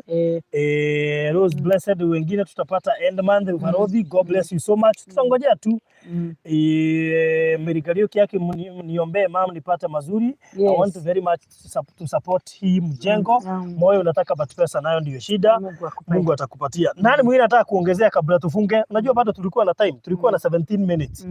Nani anataka kuongeza? Hizo 17 minutes zimebakia. Grace Jerry ameongezea 2,000. Thank you so much. Nani mwingine angetaka kuongezea? Who else? uwe angetaka kuongezea 0700 0700 669 503 0700 669 503. So nani mwingine angetaka kuongezea kabla tufunge, maana tulikuwa tumebakisha 16 minutes na ndio hizo 16 minutes ziishe. Mama, kuna watu wengi sana utaombea wapate pesa. Hata bedhi wagoi madhengi hodhi tuombea siku zuri tupate tutume woi. Wako na mapenzi ya kutuma ni vile kumekaa vibaya. Tutaombea sana. Unajua nilikuja kujua injinia na yeye kiroho pia ni anakuwa kasa. Hata tukifunga yeye ndiye anaitishia baraka. Anakuaga sawa. Injinia hata anaombea watu wanaokoka. Unajua last time niliwaacha nyinyi na nyinyi waliokoka waine. Hebu ambie. Unajua hapa ni huduma. Hapa inakuwa huduma. Unajua ni kama yako na ni huduma. Unajua siku moja utakuja kuweka kanisa. Amen. Amen. Mimi ningetaka kusema kitu moja. Mungu aliniita kwa mjengo kwa sababu ya kufikia watu wale hawaendagi kanisa. Kutoka tuanze hii mjengo kuliokoka yule lasta na akanyoa lasta na ako huku sahii ni fundi wetu. Aliacha hata niliwaekea kwa community waliona. Aliwekewa mpaka kwa nini ya Virginia TV. Na huyo ndio alikuwa wa kufungua. Kutoka siku hiyo kukaokoka mwingine. Kutoka hapo kukaokoka 4. Na tumeona mpaka wakibadilika na wakaacha pombe kabisa. Walikuwa walevi kabisa na wameacha. Ili hii kuna ulevi mwingi sana lakini tumeona Mungu akiangusha madhabahu ya pombe. Mimi najua kitu moja. Kuna mtu Farodhi hajawahi sikia crusade. Kuna mtu hapa anakujaga mijengo hajawahi enda kanisa. Lakini hao ndio Mungu unipatia na wafikia. Kwa hivyo hata wakati mtu anatoa pesa zake ujue ya kwamba singekuwa hapa. Na kama singekuwa hapa tungeombea hao. Unaona? So hata tunafikia mioyo kupitia hiyo. Na mbarikiwe sana. Na bado watu wataokoka na na kufunguliwa. In fact, huenda umeleta revival huku. Amen. Mimi hata kuna kitu naona. Mimi juu mimi ni mtumishi wa Mungu. Mungu amekuita uangushe madhabahu ya wamama wengi hapa wanalia. Wazee wao wafikagi nyumbani. Wanakunywa wanalala kwa mitaro. Watoto vijana wadogo. Fungua kanisa area hii. Ushika hao watu wote.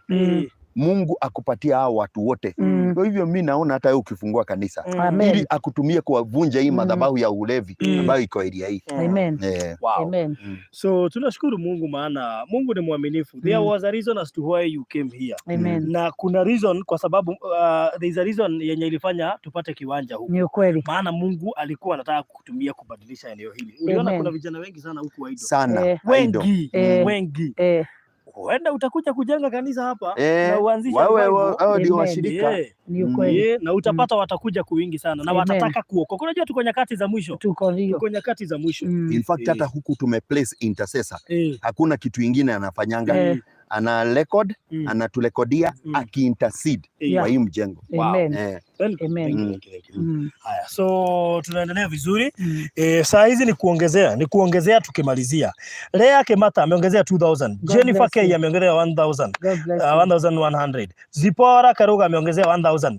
Tuongezee 1000 ndio hizi dakika zetu ziishe. Tumebakisha 13 minutes. 13 minutes tunaweza ongezea madhao ngapi? 13 minutes. Tunaweza ongezea dhao ngapi? So 0700 nyanyo acha kunichekelea. Unajua Kiswahili wakati mwingine nyinyi ndio mlisema mnaitaka. Sasa mchukue venye tu iko ikiwa roho. Ikiwa vile iko. Hii ni Kiswahili ya ground. Na unasikia ground mambo ni tofauti. So mchukue hii Kiswahili ya ground venye tu iko na mvumilie nayo. Uzuri ni ati hii Kiswahili bado inatafuta pesa. Inapatikana. So nani angetaka kuongezea? Hata Gagaita Kikami bado tutamuombea. Anasema I wish ningekuwa vizuri kimfuko, walai ningetoa aki mwaka mmoja na nusu being jobless. Sasa tumeanza kukutabiria wewe. Unaitwa nani? Gaita Kimani. Kazi yako itapatikana. Mwenye amekuwa na kazi yako itafunguka. Katika jina la Yesu. Sawa. Ni vizuri kujiongea by the way. Daisy tunangojea yako. Thank you so much. Nyanyo nimeambiwa usome na uende campus. Hakuna stress huko. Sawa. So thank you so much. Nani mwingine akataka kuongezea? Who else? Daisy amesema ni yeye, basi ongezea. Amen. Unajua ukiongezea bado inatusaidia kwa sababu itaenda tu kwa mjengo. Na kwa sababu naona hamtaki kuninunulia kofia ndio niwaonyeshe mtu. Sijui niwaonyeshe ndio mtoe. Hapana, kwanza toeni. Alafu nitawaonyesha. Nitaonyesha akiwa nayo sasa. Okay. Hannah Joroge, Mom, I have sent 8K to Moyo. Please confirm with her. Okay. Let's all keep faith. Very good. Amen. Very good. Amen. 8K. Amen. Yeah. God bless you so much. God bless you. Yeah. Hata mimi nitatuma Edmund, huyo Njeni wa Jiro. Thank you. They say Hagen anasema ametuma 5,000. Itakaa nikiangalia kila mahali. Nani mwingine asikia kutuma 5,000 tukifunga? Unajua hii masaa ya kufunga iko na baraka mingi sana. Hii masaa ya kufunga wewe kuna baraka special ya kufunga kabisa. So na unajua pia nyinyi wote tutawaombea. So make sure kama hauna jiongee ndio tukuweke kwa maombi. Kama uko nayo tuma ndio tukuinclude kwa maombi tukirudisha shukrani. So 0700 669 543. Once again 0700 669 543. Yes. Beatrice Mogai nilisoma kitabu. Nishasoma. Daisy Hagen sent 5,000. Gladys Hagen. Jina yako itatoa Gladys Hagen. Haya, wacha tutaiona. Najua itatupata tu hapa. Itakuja tu hapa. So 0700 669 503. 0700 669 503. Daisy Gladys Hagen imeingia. Asante sana, 5,000. God bless you. So nani anasikia kuongezea? Tumebakisha 10 minutes. Nani angetaka kuongezea? Tumesema pokea hizi baraka za mwisho. Jishikanishe na hizi baraka za mwisho. Jishikanisha na hizi baraka za mwisho. Daisy Hagen zimefika na Mungu akubariki zaidi. Niekeni kwa maombi pia. 2 years without job too. Anaitwa Mukami tunakutabiria. Kupokea. Kutoka sasa mwenye amekwama na kazi yako. Maana hakuna vile unaweza kaa miaka 2 bila kazi. Utakula nini? Utakaa maisha gani? Mwenye amekwama na kazi yako ifunguke. Kama ni maroho imekufunga ama kuna magogona imefanya hii kazi yako ikuwa blocked. Sasa tume-unblock in Jesus name. Na kazi yako itafunguka na utatuambia tu hapa. Kazi yako itafunguka. Maana siku moja tutasikia ukipeana. Lucy Geshoro 300. God bless you so much. Asante sana. Nani mwingine anataka kuongezea? Kachallenge ka 1K. Ndio hizi 10 minutes. Unajua sitaki hizi dakika zipotee. Hata kama tumefanywa kitu kizuri, tunataka bado hizo dakika ziisha juu tulikuwa tumezipeana kwa mjengo. So hizo 9 minutes zimebaki. Nani angetaka kuongezea? Kako kachallenge ka 1K. Who else? Esther Mwangi ameongezea 500. Mase Wajau ameongezea 1,000. God bless you so much. Nani mwingine angetaka kuongezea? Who else? Nani mwingine angetaka kuongezea? 0700 669 503. 0700 669 503. 0700 669 503. Virginia Wangari Kamotho. Hiyo ndio jina yenye itatoka ukituma. Dakika za mwisho Sarah Ajoroge ameongezea 1,000. Kachallenge ka 1K kana wako. Hebu tuongezeni 1K. Ako kachallenge naona kana wako vizuri. Jane Mashale ya 250. God bless you so much. Asante sana. Thank you. 0700 669 503. 0700 669 503. Hizo baraka zimebakia za dakika 8 ni za muhimu sana. Unaona hizo baraka za dakika 8 zimebakia ni za muhimu sana. Kabisa. Jishikanisha na hizo baraka. Mire Bahati amesema acha nijishikanishe na hizo baraka kabla ziishe. Ametuma 2,100. God bless you so much. Asante sana. Dorothy D tuikie kanyamo turushie kakitu Dorothy. Sawa. So nani mwingine anataka kujishikanisha na hizo baraka tafadhali? Nani mwingine angetaka ugienda kuigira ni na kabisa baraka nidu irathimo blessings. Ili angetaka kujishikanisha. Who else? Jenny Wiley Yara. Thank you for 100 bob. Asante sana. Nitaimagine kana utokia kutigana leo na naona nilia kurathimithia leo. So hata kama uko na 100 usikae nayo, hata 200 wewe itume tu. Itume tafadhali 0700 669 503. Nenda wiki ile namba 0700 669 503. na ihenya muno makiria tuma tuikare ha mathaa meri matigia ndagika 7 hizo dakika 7 connect nazo aria na ndagika icio 7 cire we no ora define muturire wakwa tumona okorwo ni 5 uge na ni ndagika icio 7 ndikare thina ringi and it shall be whatever we confess na midomo yetu itakuja kutimia maana tongue there is a power in tongue yes. So mere batia, thank you muno, God bless you so much, asante sana. Jane wali era, God bless you, asante sana, na wale wengine wote wanazidi kutuma 0700669503 0700669503 inyu mwokoro riu mutiri ya sherere gutuikaga aria marutire mabirio ira kiroko na aria mokire hwaini mari godo mwe uguo no ngiruta thaa ici uria mutarathini wa ithabu so Lois Masharia 500, God bless you so much, asante sana.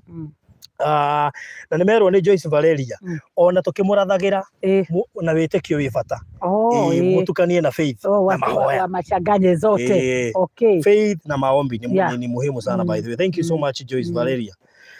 0700669503 0700669503 tunasonga Diete wega muno nani nataka kujiconnect na hizo baraka za mwisho nataka hiyo mugeka ya white si mogaka hii okay unataka magimo teru hii ni 5k peke yake just 5k so si ufanye hivyo hiyo story ishe tukupatie tunaweza hata ituma na paso so 0700669503 0700669503 graduate ila mambo amen faith buds miracle wetekio ociaraga ciama so witikio no wafata. Thank you so much.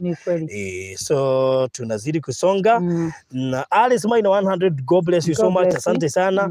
Mundu aigire challenge ire arenda igwa ni challenge ya ngiri 5 ya ngiri ya 5 kire kuigwa ne gututumira tutiregete twatigia ndagika 5.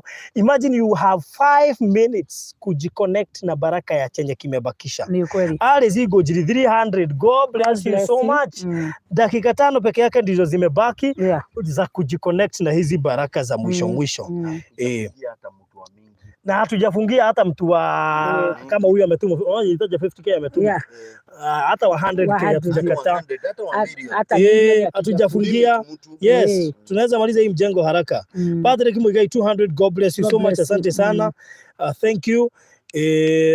Ngai witu ni ari matu na ni iguaga ndatoheire agitugu atari niguo twiraga andu ndatoheire matu akiima ndakoheire maitho agitigwo atari so no arona no araigua na ni egwika so tuzidi kutuma twatigia ndagika 4 minutes only connect na irathimo cia muthia 4 minutes connect na irathimo cia muthia 0700669503 we have only 4 minutes kihika please those 4 minutes nigetha at least ukoweka kaundu 4 minutes ukoweka kaundu na nigetha uhoro ucio korwo ri mwega 0700669503 0700669503 we have 3 minutes now we connect 3 minutes za kujiconnect. So kama uko hapo tumebakisha 3 minutes ndio uweze kujiconnect kile gothe wina kio no we connect na kina Ngai akurathime 0700669503 0700669503 ohoro cio korwo ukirikirira ona ihenya muno makiria all right. Gregory Karunduru just tuned in nikituma kwa tuma ujiconnect na sage 500 received, God bless you so much, asante sana na tudhite wega muno makiria. Thank you kwa wote wenye wanazidi kutuma na tunazidi kuachilia baraka kwa wenye wanazidi kutuma. Tutategea dakika 2 tu just 2 minutes za kujiconnect 2 minutes peke yake za kujiconnect so make sure umejiconnect na Mungu atakubariki. Rose ametuma 5000 kutoka Australia. Yes, Rose naigoja sana naigoja 300 from Purity Jero, thank you. So Emmanuel Mwagi Rose unaniambia mtumo 5000 ndio nangoja na nitashukuru pia. So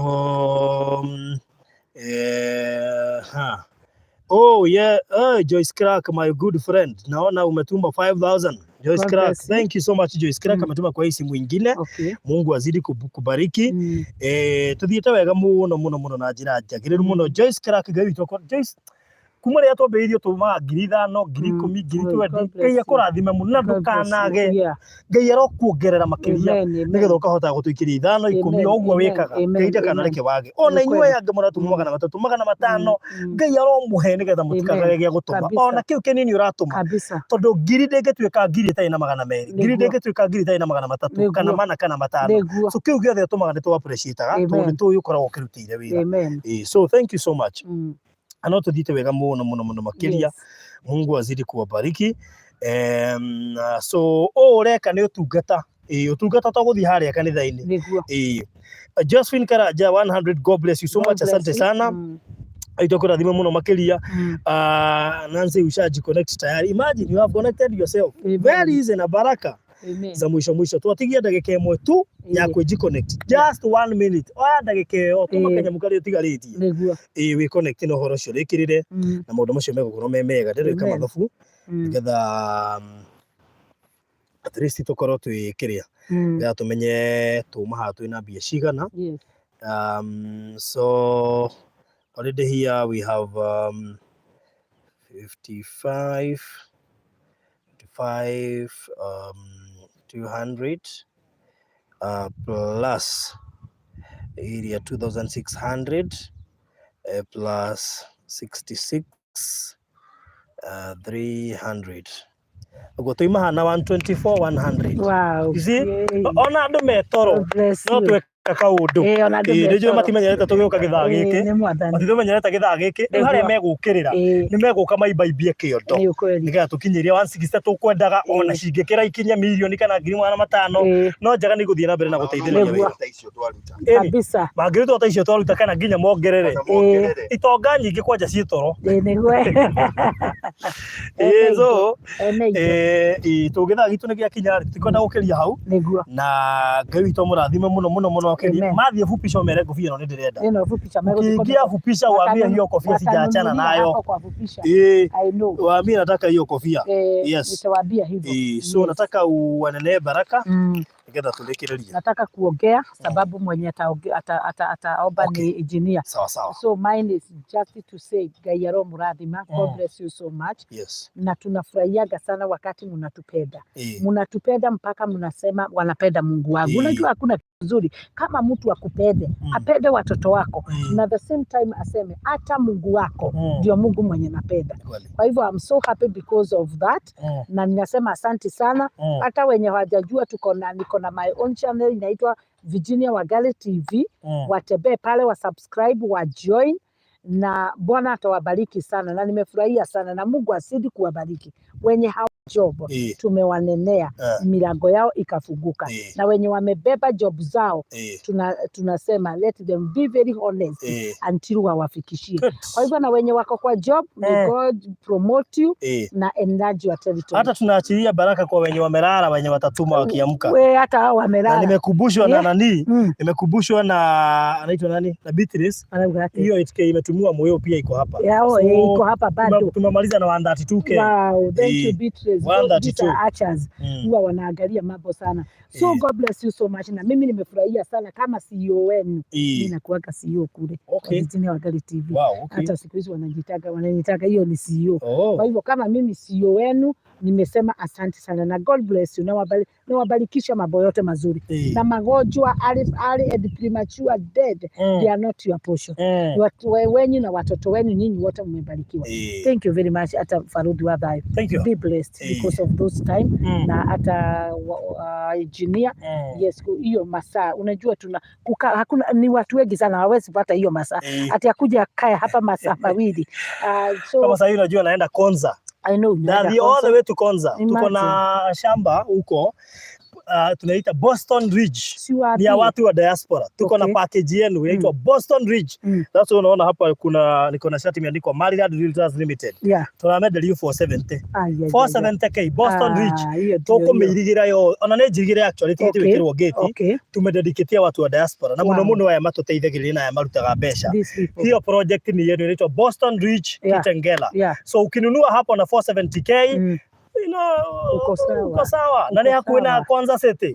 Uliza engineer, anajua umuhimu wa Konza Techno City. Anajua umuhimu wake ikiisha. So wenye tukutane na nyinyi huko, so nikitoka hapa tunakutana huko Konza. God bless you. Yes. So let me handle it to the engineer. Okay, sawa. Ndio aendelee na hiyo ingine. Na sasa mimi nikitoka hapa napeleka mtoto shule. Okay. Asanteni sana kwa kuharakisha. Sasa hatutachelewa. Good. Yes. Mimi nashukuru sana. Na wengine walikuta Facebook yangu Kiama Gekandi na wakaniambia tumekuona ni wewe unajenga nyumba ya Virginia. Nikamwambia tuta support na wamekuwa kisupport. Kuna Kalo amekuwa kisupport, kwanza ni rafiki yako ile anashonanga viti za gari. She's very good supporter. Jeremy ambaye ako kule US alikuwa amekuja mpaka hapa kuona kudhibitisha. Wakati aliniona akasema lazima atakuja. Akikuja mpaka akadhibitisha. He's also a very good supporter in US wakiwa na mke wake. Na kuna Njoroge huyu wa Kiserian. Nancy Njoroge ambaye ni muibaji. A very good supporter. Na wengi wamenipigia simu. Na wote wananijua na mambo ya integrity. Hiyo area ya Konza City ndio hapo mbele ndio najenga factory kubwa sana. Na watu wale wako na macho ambayo ni macho ya kutabiri na kuona kile the prospects that are going to be there. Sasa wameenda kujenga huko factory ya kujenga chuma. Tunajenga factory worth 400 billion. Ndio inajengwa hapo. So million ama billion? Billion, we are talking of billions. So hiyo ni ya kutengeneza chuma.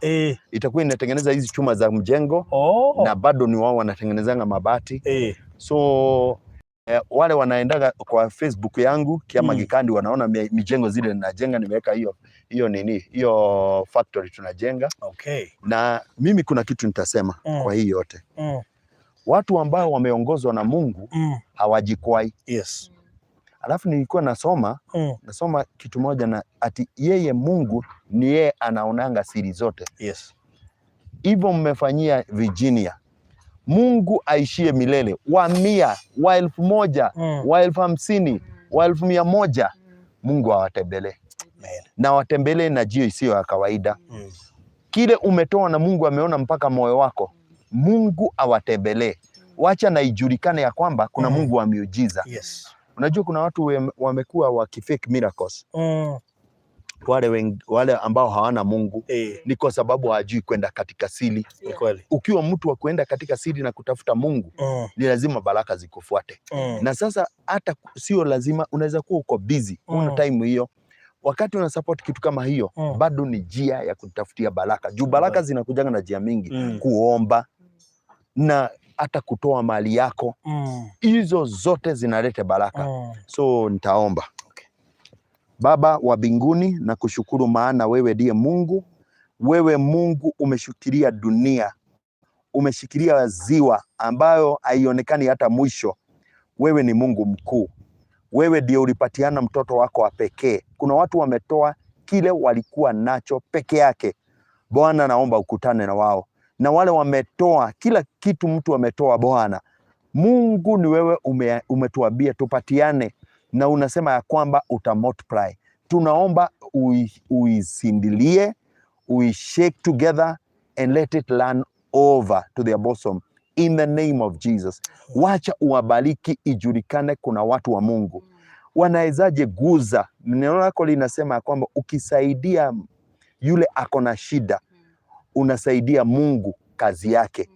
Mungu anawezaje saidia kazi yako na wabaki hivyo? Naomba Bwana uwabariki. Ukiwa mbinguni, fungua dirisha na milango ya mbinguni. Uwabariki katika jina la Yesu. Bariki hata hao tunajenga na wao. Nibariki hata mimi nikifanya kazi ya mjengo. Baba, kumbuka Farodhi ambaye amekuwa ni ambassador wako. Mungu, naomba unayebariki na kufungua mbingu, mfungulie mpaka akose mahali pa kuweka. Wacha tamanio za moyo wake zifikie. Si amefikia tamanio za watu wengi, na si amepanguza watu wengi machozi. Baba, naomba na yeye umzidishie baraka mpaka akose mahali pa kuweka. Na si wewe unasema unabariki mpaka mtu anakosa mahali pa kuweka. Mbariki akose mahali pa kuweka. Bariki also Virginia Bwana na watoto wake. Mungu wa majeshi, Umesema watoto wetu watakuwa mkia. Naomba watoto wake kusiwe na mkia katika jina la Yesu. Na ninaombea yule kijana ambaye amekwama, wewe unayeweza kwa mkono wako hodari, umfungue kwa jina la Yesu. Wacha hata yeye akuje aenjoy kwa jina la Yesu. Minyororo yote tunaivunja vunja, na nguvu za giza na kila addiction naivunja vunja kwa jina la Yesu. Natangaza kufunguliwa kwa huyo kijana. Natangaza wema na fadhili za Mungu zimfuate, hata yeye akuje afanye courses, hata yeye akuje awe kichwa kwa jina la Yesu. Ninaombea hata watoto wake wote. Ninaomba hakuna msichana wake atatoka tu na kwenda hivyo. Wote watafanya harusi, vijana watafanya harusi, watakuwa wakuu katika nchi, watakuwa viongozi, watakuwa watumishi wa Mungu, wataogopa Mungu maisha yao. Hata watoto wa Farodhi, hata watoto wetu ambao tunakutumikia Bwana, hawatatumikia shetani, hawatakuwa drug addict, hawatakufanya hizo vitu chafu, watakuwa watumishi kwa Mungu, wataishi kwako milele. Tunakutukuta na tunasema ni asante. Tukitembea Bwana, hata tukienda, tunaomba jane masses, tubariki na utuonekanie Baba. Naomba utupe umoja tunapofanya hii kazi, tupatie umoja wa roho na mioyo Bwana. Tupatie roho wako awe pamoja nasi, tuzidishie baraka. Bariki hata wale tunajenga na wao, wale waliookoka mahali popote wako Bwana, wadumishi kwa ufalme wako Baba. Naomba tusaidie kutembea na wewe kwa jina la Yesu Kristo tunaomba na kuamini. Amen. Amen. Wow, thank you so much. Na Mungu awabariki. So mimi for now tukutane Konza City na hapo thini wa Boston Ridge Kitengela kabele raishi nyamala mahiyo maki Rustin, nipeleke Augustine Shula. Na God bless you so much, na tumeshukuru sana. Okay. Yes. Thank you so much and God bless you. Yes.